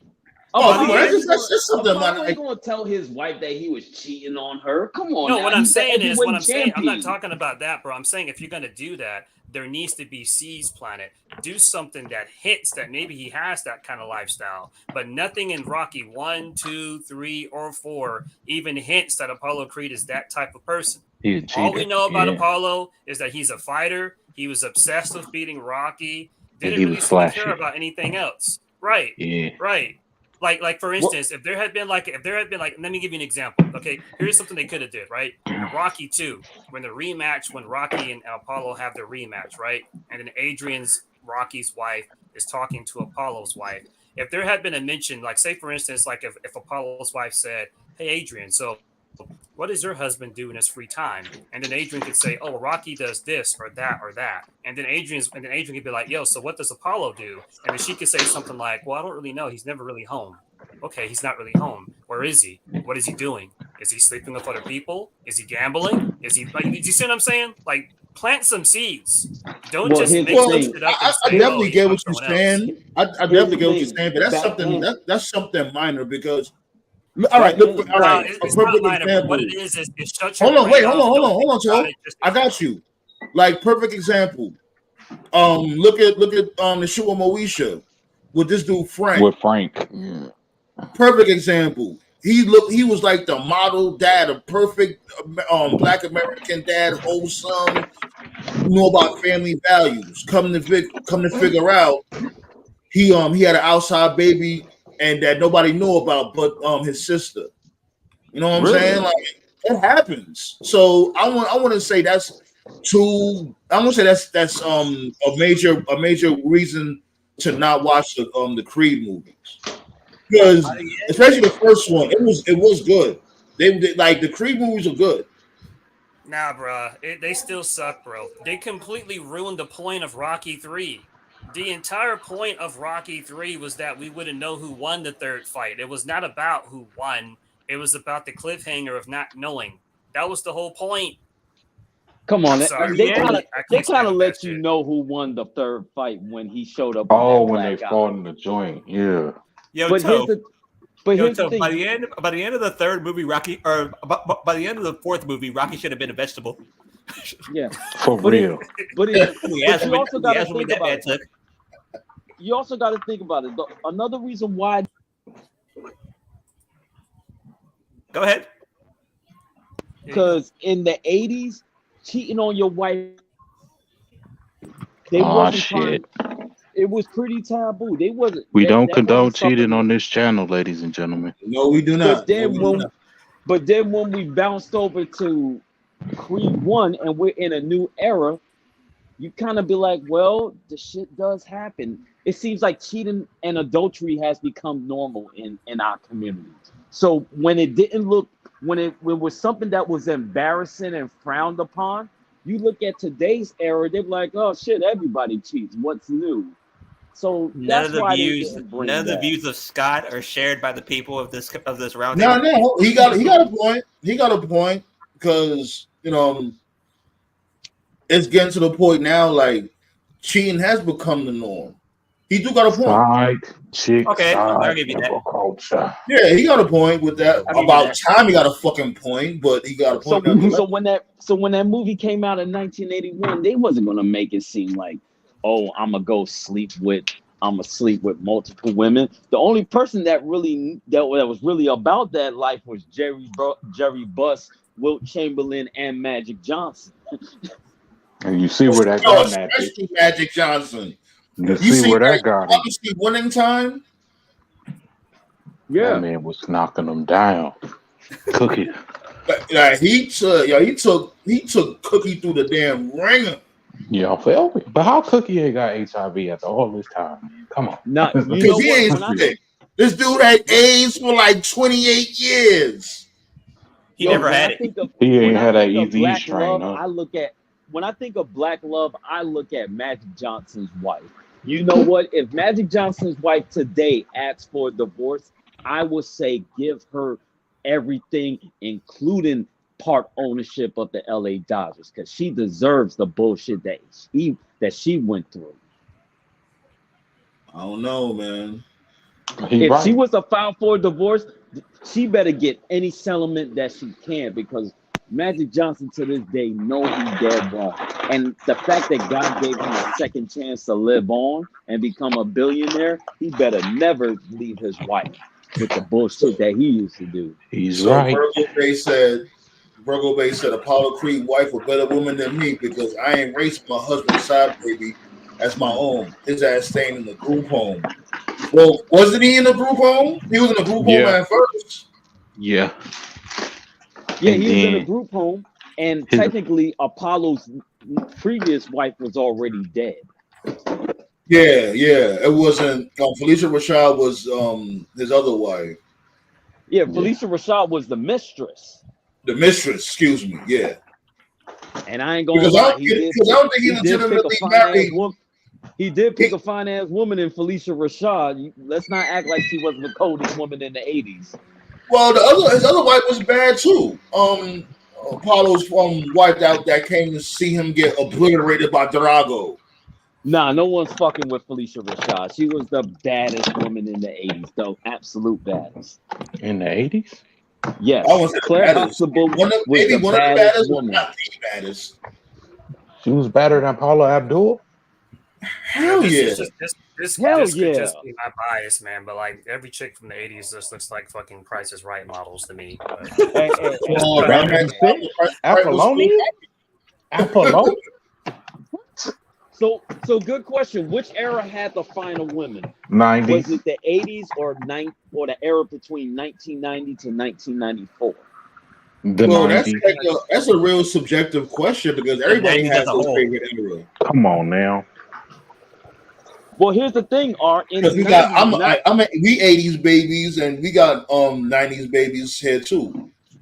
But when it came to the 90s, every beautiful and I know in the uploads, Nia Long, Vivica every A. woman Fox. in the 90s look different. They all look That's different. what I'm talking about.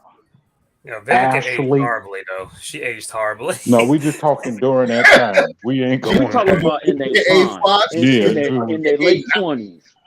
Mm-hmm. When they're 23, 26, 28. Probably the 90s. If I had to pick one, probably the 90s, I would say. Hillary. Ashley Banks was fine as hell. I ain't gonna hold Shit. Even Pink was looking good, the singer, back then.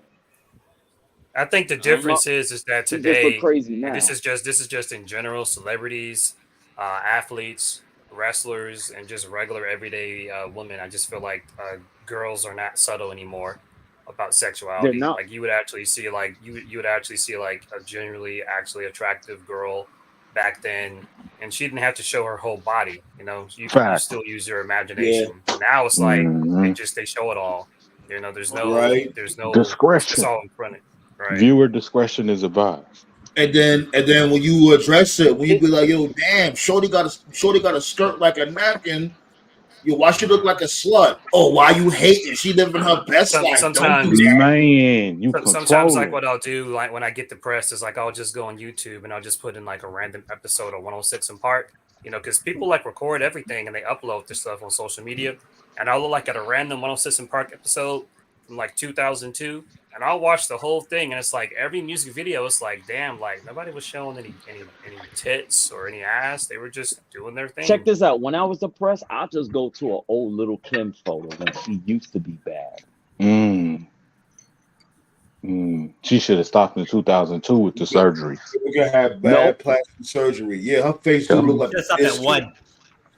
If Biggie was alive, she would have never did this shit. She looks like Biggie she the looks one like who a did it female to Michael her. He Jackson. broke her fucking nose. The 80s was a great decade. Yeah, 80s. Yeah. But at the Like, same time, Biggie. that's when I came up in. And hold on, you can't talk about the baddest chicks in the 80s if you don't talk about Vanity. You know, Vanity is one of the I baddest. in the said 80s. Apollonia. Oh, you did say? Oh, I didn't hear you. I didn't hear you. Yeah. Apollonia. That Apollonia. I was born in '87, so I never heard of any of these women. Man, how am I younger than you? Dude, all you gotta do is look up. Watch Purple Rain. It's the chick from The Last Dragon. Remember the chick from The Last Dragon? Watch Purple Rain, man. Purple Rain. She's in Purple Rain. All you gotta do is look at Prince's ex-girl. All you gotta do is look at Prince's ex-girlfriends. His whole lineup: Sheila E. Bad, Apollonia Bad. I don't care what Vanity anybody Bad. say. Prince had the baddest lineup of women that anybody. Man, that's can a fact. That's a fact. Remember, Prince named her vagina at first, and it was like, nah, Prince, you can't name her vagina. I didn't know that. Hold on. What? Man, look here. That was her name at first, vagina. Prince was Dennis Rodman before Dennis Rodman was even born. Him and Rick James was crazy, man. They was out there doing them wild things in Hollywood. Cocaine will hell of a drug. That's a Hey, Rick James was another one. He had the baddest white girl, Tina Marie. He had everybody. Yeah, Tina Marie bad. Man, shit. And but yeah, man, let's shift gears once again. That was another thing. Back then, they were fine and they had talent. Now let's talk about Sting, because this dude Scott be in his own world at times. Like, Sting. Which one's better? Still be going on.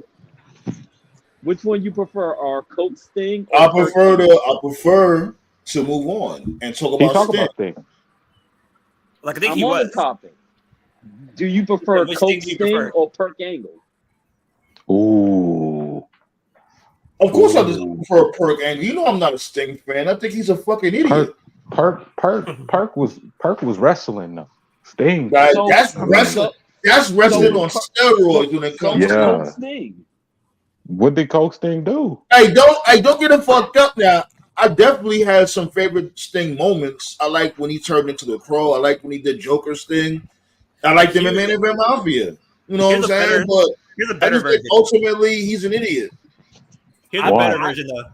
I might get some flack for this. I think Sting is the greatest 90s babyface of all time. What? Better 90s babyface. Yeah. Better than Bret Hart?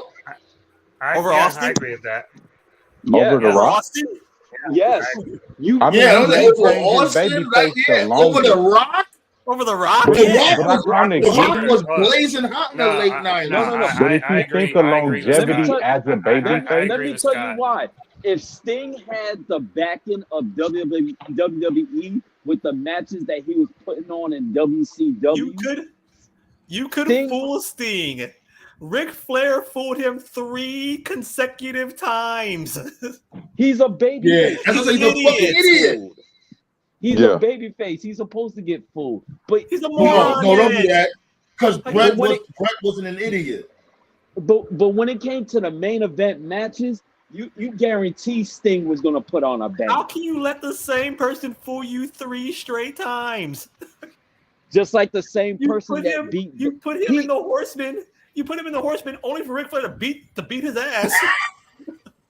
Look, Sting dominated against Big Van Vader. Not Vader from WWE. Hold on. I'm not Vader. done yet.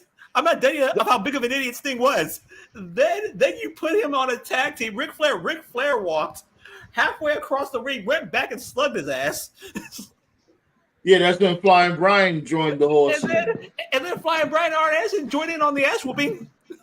Well, here's the thing. Ric Flair is the dirtiest player in the game. He got that name for a reason. But when it that's what makes him an idiot. That's what I'm saying. That's what we're saying. Like, you know this dude is a grimy dude, and you should constantly be an ally to this dude. Even though you constantly get jumped. I get that. But Sting is the only baby face that every heel champion feared to wrestle. Because you knew if you're facing Sting, you facing Sting, you're gonna fall. He's gonna win. Let me cook, Scott. I'll defend you here. I'll agree with Scott. If we're talking like fresh meat baby faces, because you guys were talking about Rock, Stone Cold, they weren't baby faces. They were tweeners. They were heels that the fans just cheer. I'm talking like pure 100% baby face. The kids, Bret Hart was a better. With Shawn Michaels. Shawn Michaels was never liked. Shawn Michaels was never liked like that. Yeah, Bret Hart was a better babyface. Nobody liked Shawn No. Even though I he tried to play face, a face, it seemed forced. I love him some HBK. Kids love Sting. Never got injured. Kids were Bret Hart was a crazy better about babyface, Sting. though. You gotta admit that. Listen, bro. No, he wasn't. And I love Bret. Sting was Bret couldn't cut a promo. The women love Sting. Right. The women love Bret. Bret had that pink on, man. No. Yeah, come on. He had Salt and Pepper playing with his nipples at WrestleMania. Come on. No, bro. No, Sting wins. Sting wins. You know why Sting wins? Sting wins because kids dressed as him on Halloween. Sting was one of the few WCW talents that broke pop culture because when it came for Halloween, kids were dressing up as The Undertaker, The Ultimate Warrior, Hulk Hogan, Randy Savage. The only people in WCW that ever got to that type of level was Flair and Sting, even to this day. Yep, and Sting had that California hot bod, heartthrob beats boy. Just about every single top wrestler.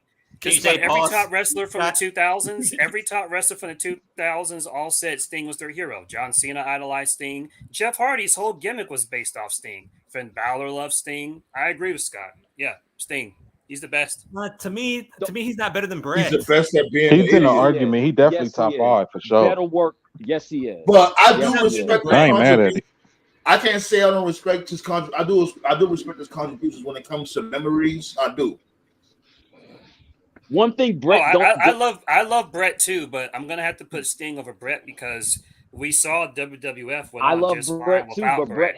Sting would not have. If WCW lost Sting, the WCW that we know wouldn't exist. Sting needed to be there for WCW to happen. I think Sting had the longest. Okay, then quick question though. Which match would you rank higher? Sting versus Ric Flair, I think back in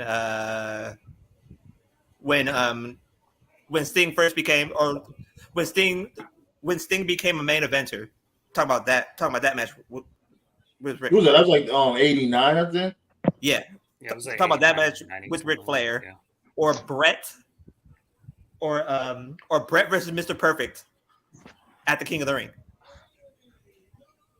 Well, are you basing this off of matches? Or that's when Bret. Character? That's when Bret won the WWE Championship the first time. No, he won the championship the first time against Flair at a house show in Canada. Yeah, that's what he said. That's on Black Soul said. No, he said Mr. Perfect at the King of the Ring. That's my bad. I missed. He became King of the Ring. Yeah. Like his first that was a really good. You were going to mention the SummerSlam match because the SummerSlam match is the more iconic one. But the King of the Ring one was a special one as well. Yeah, it was a good match. It was good. I love Brett. Like Brett's great. You know, he's on my Mount Rushmore of baby faces, but I have to pick between the two. Like I'm picking Sting all the way. Yeah, Bret I gotta Hart say had Bret. private fun with salt and pepper. We don't know which one. Like even though He might like salt and pepper on his legs. Like even though I like Sting, I prefer Bret over him as far as ranked baby faces. And again, it's a matter of opinion. But I what prefer are you Bret as a basing that on? wrestler. I prefer Bret as a wrestler, but as a character, I'm picking Sting. I That's what could I'm agree saying. with I think that. characters. I think characters. Yeah, because he had a longer longevity as a babyface. You know. No, I know why I could agree with that because for the most part, Bret can be boring. I definitely understand that. No, But Sting is more exciting. You know what I mean? He likes to get the crowd pumped. So I could agree with that. We have a recurring saying on this podcast dedicated to Bret when Razor said, "Oh, Hitman." Hitman. That's what Nate always said. A Hitman. Like, oh, Hitman. Like, they ain't teach you that, ain't Hitman? But who you think AEW is gonna have him face off with in this final match? Supposedly, most likely Darby. Makes sense. Well, you're assuming he doesn't die before then. True. Hope I don't want shit. I don't want him to die. Like he's an idiot, but I don't want him to die. But Darby makes sense. Hit that link, Scott. You know what to do. Why don't have MJF retire him? Oh, he's a face now, so because there's no connection. You know now, if it was heel MJF, he had no connection with Darby. Like if it was heel MJF, I go okay, MJF, yeah. But Darby has to be the guy. Man, Darby ain't shit. Yeah, I do agree. He's incredibly overbooked. I don't care. Mm-hmm. Darby is very overbooked. This dude he's nearly invincible. He's a lot better than Jungle Boy and Sammy of the pillars of the four. What about with Orange Cassidy? God, he sucks. I like Orange Cassidy. It's just that he's going I'll give Darby his flowers. He's a lot better on the mic because he was really awkward and uncomfortable on the mic in the beginning. Now he's very comfortable. He's gotten better. Are you going? Who saw that promo made by Powerhouse Hobbs on Dynamite? It was I ain't get to watch Dynamite this week yet. It was by far his best promo. Oh yeah. Where he was explaining why he hated Jericho. I could have told that to Hobbs. The reason why Hobbs ignored him was because he was with Ralphus trying to find Goldberg. Oh man, Ralphus, that was the guy, man. Rest in peace to Ralphus. Like then that was a good Hobbs promo. He's gotten a lot better too. Then Wardlow's non-promo, just showing his tape that said MJF on there. Like there's a lot of good things on Dynamite that I applaud. So wait, Wardlow was back? Yeah, Wardlow came back. So basically, I don't know why. It's like, what can he do with Wardlow now? Like this, yeah, they basically. Go ahead. He's killing people indiscriminately. Again. Right, and so then Tony Schiavone interviewed him. Yeah, then he punked him. Yeah, any guy, you sound crazy in the background, any guy. That's my fault, bro. I forgot to mute myself. My bad. Right. Schiavone interviewed him and said, so what exactly do you want? Like, what's your end game here? And he just showed him his wrist tape that had MJF on it. And then when he left the ring, he kind of like shoulder bumped into Schiavone, and Schiavone fell down. So he should have power bombed him. Yeah, I don't think he could take that. Yeah, he fell down. Like, isn't Schiavone like 70 years old? He's still taking bumps. Power bomb his ass. First bump. Did he ever take a bump from before? Yeah, so the fact that he did that tells me they're going in a more heel direction, which to me works better because he always looked like a heel anyway. So man, it don't matter what this dude could power bomb Jesus Christ. He's never getting over again. Jesus Christ. Like Wardlow was cooked. But I get it. He got contract obligations. I get it, but TK, he fucked up on Warlow big time. All those TNT titles basically killed him on the spot. I only half agree with that. I only half agree. When he was out here and he cut that promo, said he was going after the TNT belt, I'm telling you, that was the beginning of the end. I'm telling you.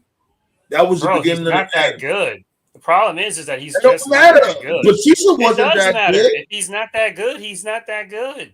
Well, is he Batista better wasn't than that Braun? good, and he still got put over. Wait, are you asking? Did you ask if he's better than Braun? No. Yeah, Braun Breaker. Oh, I thought you meant Braun. Hell no, he ain't better than Braun Breaker. No, Yeah, he's I not agree better with than Sam, man. Braun is Braun's 10 times better than him. Damn. Especially heel Braun. Braun Breaker, he is cooking right now. He cooking with fucking gasoline right now. Well, Surprisingly at that. I have to elaborate so people don't give me shit, right? The thing about Wardlow is, because this has been my criticism of him, I simply think that he's a case, but yeah, the booking didn't do him any favors. Like, I acknowledge that. I think that Wardlow is a case of MJF making him look better than he actually is, which is good, because that's what your job when you're a wrestler. Your job is to make someone look like $1 million, right? We've seen big guys before, like Batista, Sid, Goldberg, but all those guys, there was like an it factor to them. There was just like this special charm that they had. Crimson Wardlow was trash. Wardlow, in my opinion, doesn't have that. All he has is the power box. Nathan Jones. That's cool, but take away the symphony. Like, what else is there? What? Right. To me, that's how I see Wardlow. Like, remember, like in the Ruthless Aggression era, where you had just like, what was it, Team Lesnar, A Train, Matt Morgan, Heidenreich, just all these generic Heidenreich. How they look? Heidenreich almost raped Michael Cole on national television. That'll always be funny. That's how I see how they Wardlow. look, like the dynamic, I guess you could say, that Survivor Series scene, they do look intimidating, but these motherfuckers. That's how I see Wardlow. Tyson, Tom Cole. He's got a good look. He's got a good look. Now I'm not saying he's Jinder Mahal. He's a lot better than Jinder Mahal. He's better than Jack Swagger. So, like, there is something there. Mason Ryan. He hasn't brought it out yet. And I think you went further in the list. I think it's a combination of bad booking and it's a little bit on him. I just think he hasn't found it yet. But he's young. If it's there, he'll find it somewhere. Well, he's not as. I think the main thing is the booking, because TK didn't have a clear plan on this dude Wardlow. I think, you know what I personally think? I think that he didn't think that Wardlow's gonna get, like, you know what I mean, get that popping that soon. And that's when he got lost. He was like, yo, damn, I don't know what to do with him next. Like, he basically got he got back. He's not as bad as Vince's. He's not as bad as Vince's pet project. He's not as bad as Vince's pet project, which is Omos. Oh, leave Omos alone. Oh God! Don't do it. Almost got to win. Man, where is he at, man? They bring him back yet? That motherfucker, he ain't catering. He's in catering. But he's a Taker pet project, so his job is safe for life as long as Taker's alive. He's Vince's pet project. Right. Because isn't he? I think he's Bubbling Taker's first student. Really? Right. Yeah, you know, Ballet. She love her. Yeah, man. We in the same boat. Taker's on more drugs than fucking TK. He was talking about almost the second coming of Andre. Some good. Yeah, that was definitely a troll move. That was like, come on, stop. He said that. Yeah, like even I could be like, you're tripping, saying some dumb shit like that. Oh, what are you doing, Taker? Like, come on. And I liked you too. What the fuck are you doing? What the fuck? Oh, look at my band. Like, I didn't say you're trying to sell it, but come on now, don't do that. That's your credibility is shot. No. Like, he should have just been To me, where WWE fucked up was that they should have just kept Omos like they kept Diesel. Keep him silent. Yeah, have him as a heavy.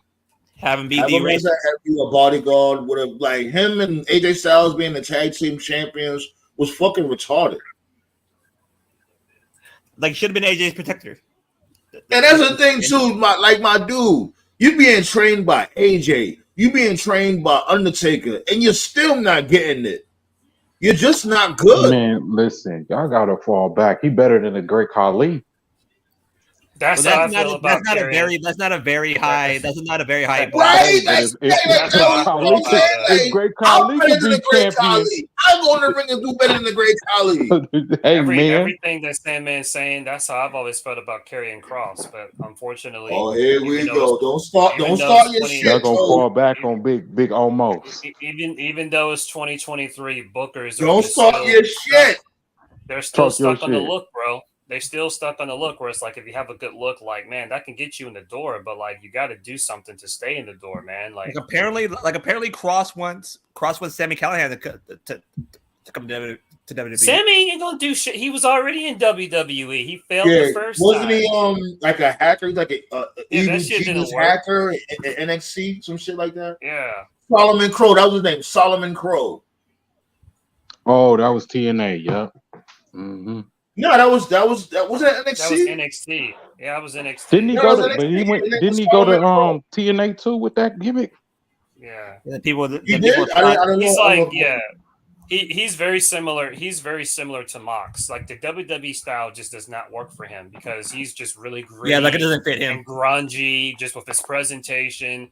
How like you have to be you're not going to get a good presentation of who he is in WWE. You're just not. At least not now. Maybe if it was the Attitude Era, sure, or Ruthless Aggression, sure, but not anymore.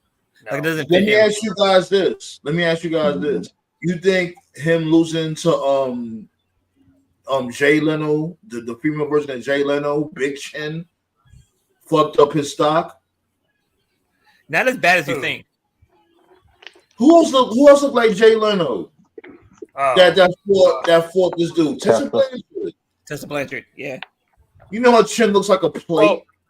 Lows. I think that LA Knight was I think he was very smart because he saw he was playing chess. Because it was funny because I see Impact on their Facebook social media.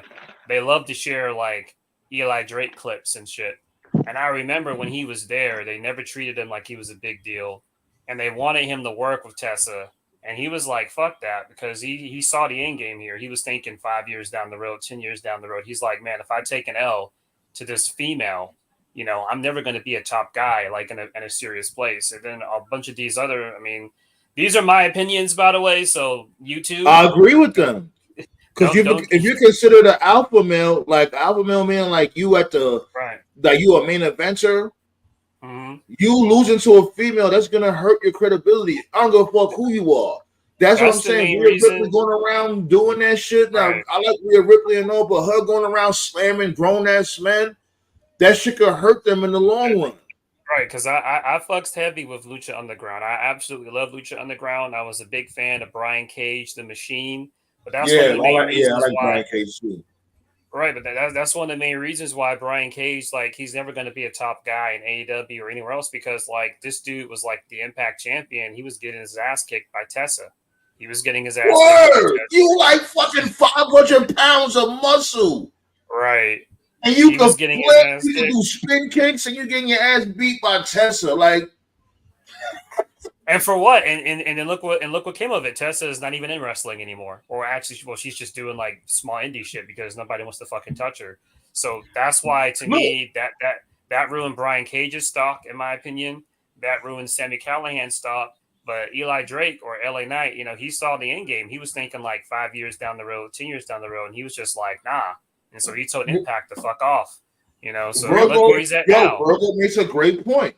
Look what happened with Tamar Mero. Yes, Stone Cold erased that on the fucking spots. Right. LA Knight's about to face Roman Reigns and in Saudi. If he fucking took the L to Tessa Blanchard, he wouldn't even be in WWE. They would even have fucking hired him. They wouldn't have took him serious. No, they wouldn't have. Right. So, but that's what Impact does. Impact at the end of the day, they to me, what it really comes down to is someone in creative is like, damn, man, like, what can we do to get buzz? What can we do to get people talking? And they just say, let's put our belt on a woman. That's what they did. But real quick, though, Who watched those boxing matches on Saturday between Logan Paul and Dylan Dennis? There's a reason why I don't watch YouTubers box. That's probably a reason. Yeah, that was a joke, bro. That shit was a joke. How they was fucking selling that shit on SmackDown today was so funny. They made it seem like Logan Paul was Drago. Remember how they were showing the highlights? They said, "Oh, he decimated Dylan Davis." I'm like, "No, he did not." Like, what I don't get about this content creation bullshit is like, how many times are these like fuckers gonna keep falling for it? It's like watching a rerun. It's like a toxic relationship, you know. They talk shit online, they say personal stuff, but then when the bell rings, it's just like the softest shit you've ever seen. You've seen better fights in high school. You know what I'm saying? Like, it's a work. They're working everybody. Like, all they're doing, like, once the fight has been signed, once the bell is rung, they've made their money. The outcome doesn't matter. It's just a lucrative way to get fucking paid. And I'm sorry, I'm probably not the person to be saying about this shit because I don't follow sports. This content creation shit is the reason why boxing's dead. And it's why nobody in this country gives a fuck about it anymore. It's why UFC has completely taken them over. Right. Because I know it was before my time, but when I was young, I have vague memories of like Holyfield, Tyson, like the real boxers who actually really would go in there and like beat the shit out of each other. I remember when De La Hoya faced Julio Cesar Chavez. And I was in elementary school. People were talking about it on my third grade class the very next day. Man, how big boxing was back then. Boxing was really, I'm telling you. Yeah, and people can say this. I used to miss fight parties. I threw a couple of fight parties myself. Right. And people can hate on Floyd Mayweather all they want. But really, it was him. He was the last one. Because that shit with him and Big Show, like, what was that, 2008 or whatever the fuck it was? What was that, WrestleMania 24, right? He was really the last, like, boxer that was, like, a star. That was, like, mainstream and was, like, a name. And that was, like, 2008. After that, like, that shit fell off. UFC blew up.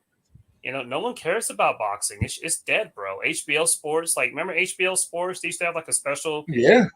They killed that shit. Like every Saturday, HBO Sports had like they would have up and comers. They would have like sometimes exhibition matches. You know, every Saturday night. I missed those nights. Gotti Ward was probably the best fight I ever seen. Matter of fact, I just saw a report the other day from Meltzer. Meltzer said fucking Showtime, they're getting rid of their boxing. Yeah, Showtime's getting rid of sports. It's not really drawing anymore. Right. You know why it's not really drawing anymore like that? Because damn, I was on mute this whole damn time. Like what wrestling was struggling with. Like there's no like aura, there's no presence. So what I was saying was when Toph was talking, Mayweather was the last legitimate star of boxing. Yeah, he was. The next one will be Canelo, but he don't sell like Mayweather do. So it's been a big problem with. There's no attraction. Right, because none of them sell themselves. They don't have no personality. Right. Like there's another one that I'll take you back to when I was a kid. Who remembers when Andrew Galata freaking 1-2-3'd Riddick Bowe's nuts? that night in the garden. And then like just like with wrestling at that time, the boxers, especially if you was a super heavyweight, you actually looked like a super heavyweight, and you was able to block and parry and have head movement. Well, like the person that's doing that shit right now. Oh, matter of fact, right now, but was doing it is Tyson Fury. Now Tyson Fury, he could move around. He's a big dude, but he could move around. You couldn't. I'm glad you brought him up. I'm glad you brought him up because he's a good disconnect. Because I remember when he showed up in WWE, because he's good friends with Drew McIntyre. The whole Gypsy King thing. That was a big disconnect because I remember a lot of folks were like, "Who the fuck is he?" Because that's just how far boxing fell off. That's how far boxing fell off. The thing that's killing boxing is the UFC because all of the people who would go to boxing is going to the UFC. So. Right. Like I agree. Like I kind of like the move that Francis Ngannou is doing, going to boxing because fuck it, why not? And Shane McMahon called this. He called it all those years ago. Say what you want about Shane. He saw the rise of the UFC because when they were on TNN or whatever the fuck it was called, the Ultimate Fighter was the lead off after Raw went off the air. And so a lot of he people wanted Vince to buy it. He wanted Vince especially the first season. The first season was really good. Even I knew what that shit was, and I don't watch UFC. Even I would right, check it out sometimes. And that was how too. they grew. And then they were on Spike, and then there was a period there where they were getting bigger numbers than TNA was back when TNA was still on Spike. The funniest moment in freaking Ultimate Fighter history was when that drunk dude said, "Let me bang, bro." So I am letting you bang. Well, let me bang again. But I agree, all you guys. It's a combination of like UFC killed them.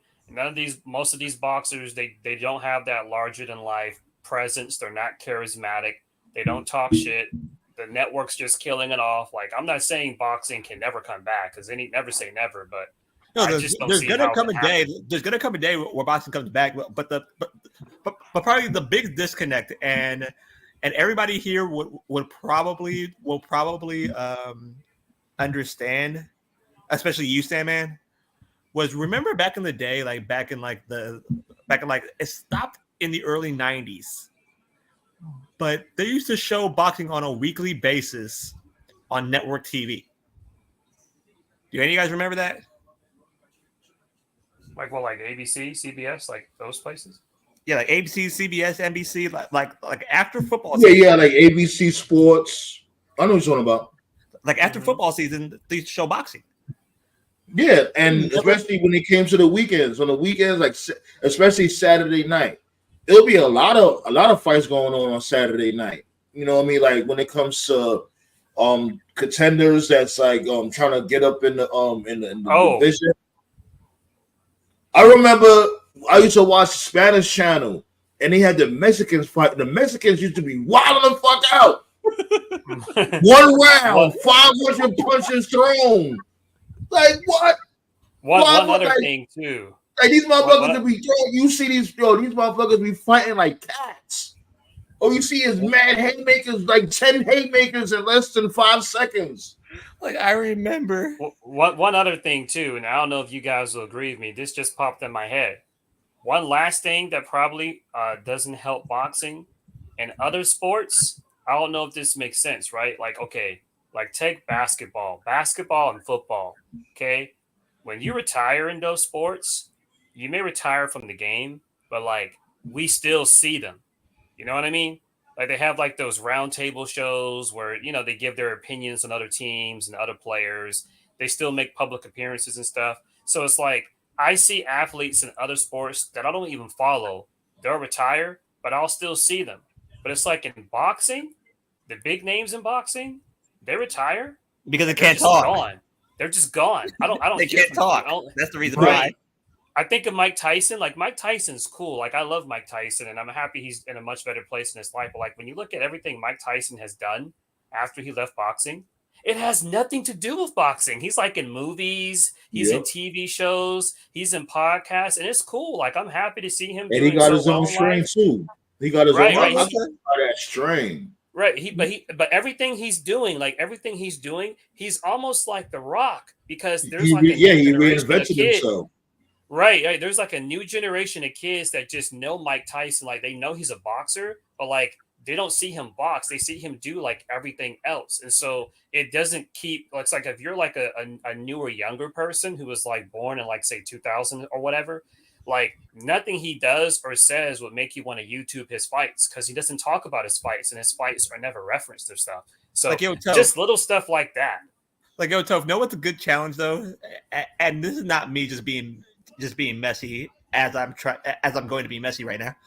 But what? But here's a good challenge. Challenge Thomas Hitman Hearn to complete the sentence.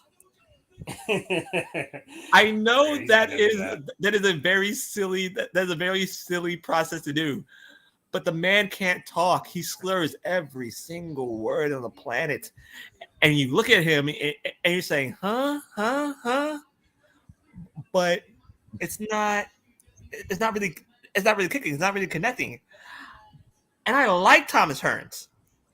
I liked him when I was watching boxing in the early 90s. I liked Sugar Ray, even though Sugar Ray retired 95 times. I liked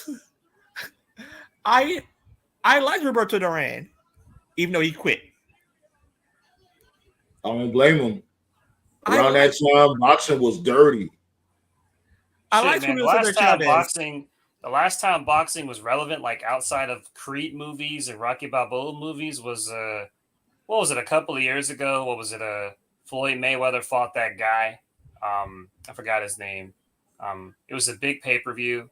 The Morrow guy, you know, the one who was doing commentary. He did commentary for the fight. Come on, Pacquiao.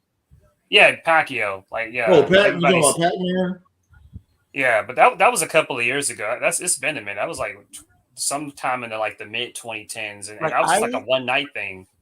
Like I remember. Well, hold on. I gotta shut it down because nah, y'all good. This show was great. You know what I mean? Like I'll talk about this. Appreciate y'all pulling up. Like I talk about. What do y'all? What you said, Black Saw? I'll say what I was gonna say on the private chat. Okay, yeah, just because I gotta shut this shit down. Yeah. Are you guys free tomorrow? Because I don't know if you heard at the beginning of the show that I always try to do the Horror History Month topics, but there's always some new news that overshadows the actual topic of horror history. So I was thinking about doing this shit tomorrow. I'll be free. Yeah, I'll try. How about you, Joe? I'll try to be free. I'll message you, let you know later. All right. Yeah, it's not a guaranteed. I'll definitely let y'all know also. And Nate gave me the idea. It's not gonna be a long show either. It might just be like maybe 1 hour. Okay. Gotcha. And I'll check out Bound for Glory and give you a review on the next show. Definitely. And Nate gave me the idea. We're gonna talk about if I pull up tomorrow, we're gonna talk about Halloween Havoc. All right. The Yeti. The Yeti. You guys are awesome. Make sure y'all hit the thumbs up on the way out. And for those that's watching the upload, when they pull up, you know what I mean, hit the like button, comment, engage in conversation. Let's keep growing, B. Like I said from before, we are averaging over 10 likes a vid because of you guys. You guys are awesome, man. Let's keep pushing. Let's keep punching. And let's get to it, B. Alrighty. Peace out, motherfuckers. Ballet, I don't know yet, but you need to be on social media or something, Ballet. Like, you know, you only here, so. But just be on the lookout, Ballet. Then just be on the lookout. That's all I can say because I don't know if I could. I don't know where you at on Facebook or the Gram or whatever. So it's not like I could just send you the time if I end up going live. Just be on the lookout. Most likely, if I go live tomorrow, it'll be the same time as usual. All right. At ease, losers. I'm out of here.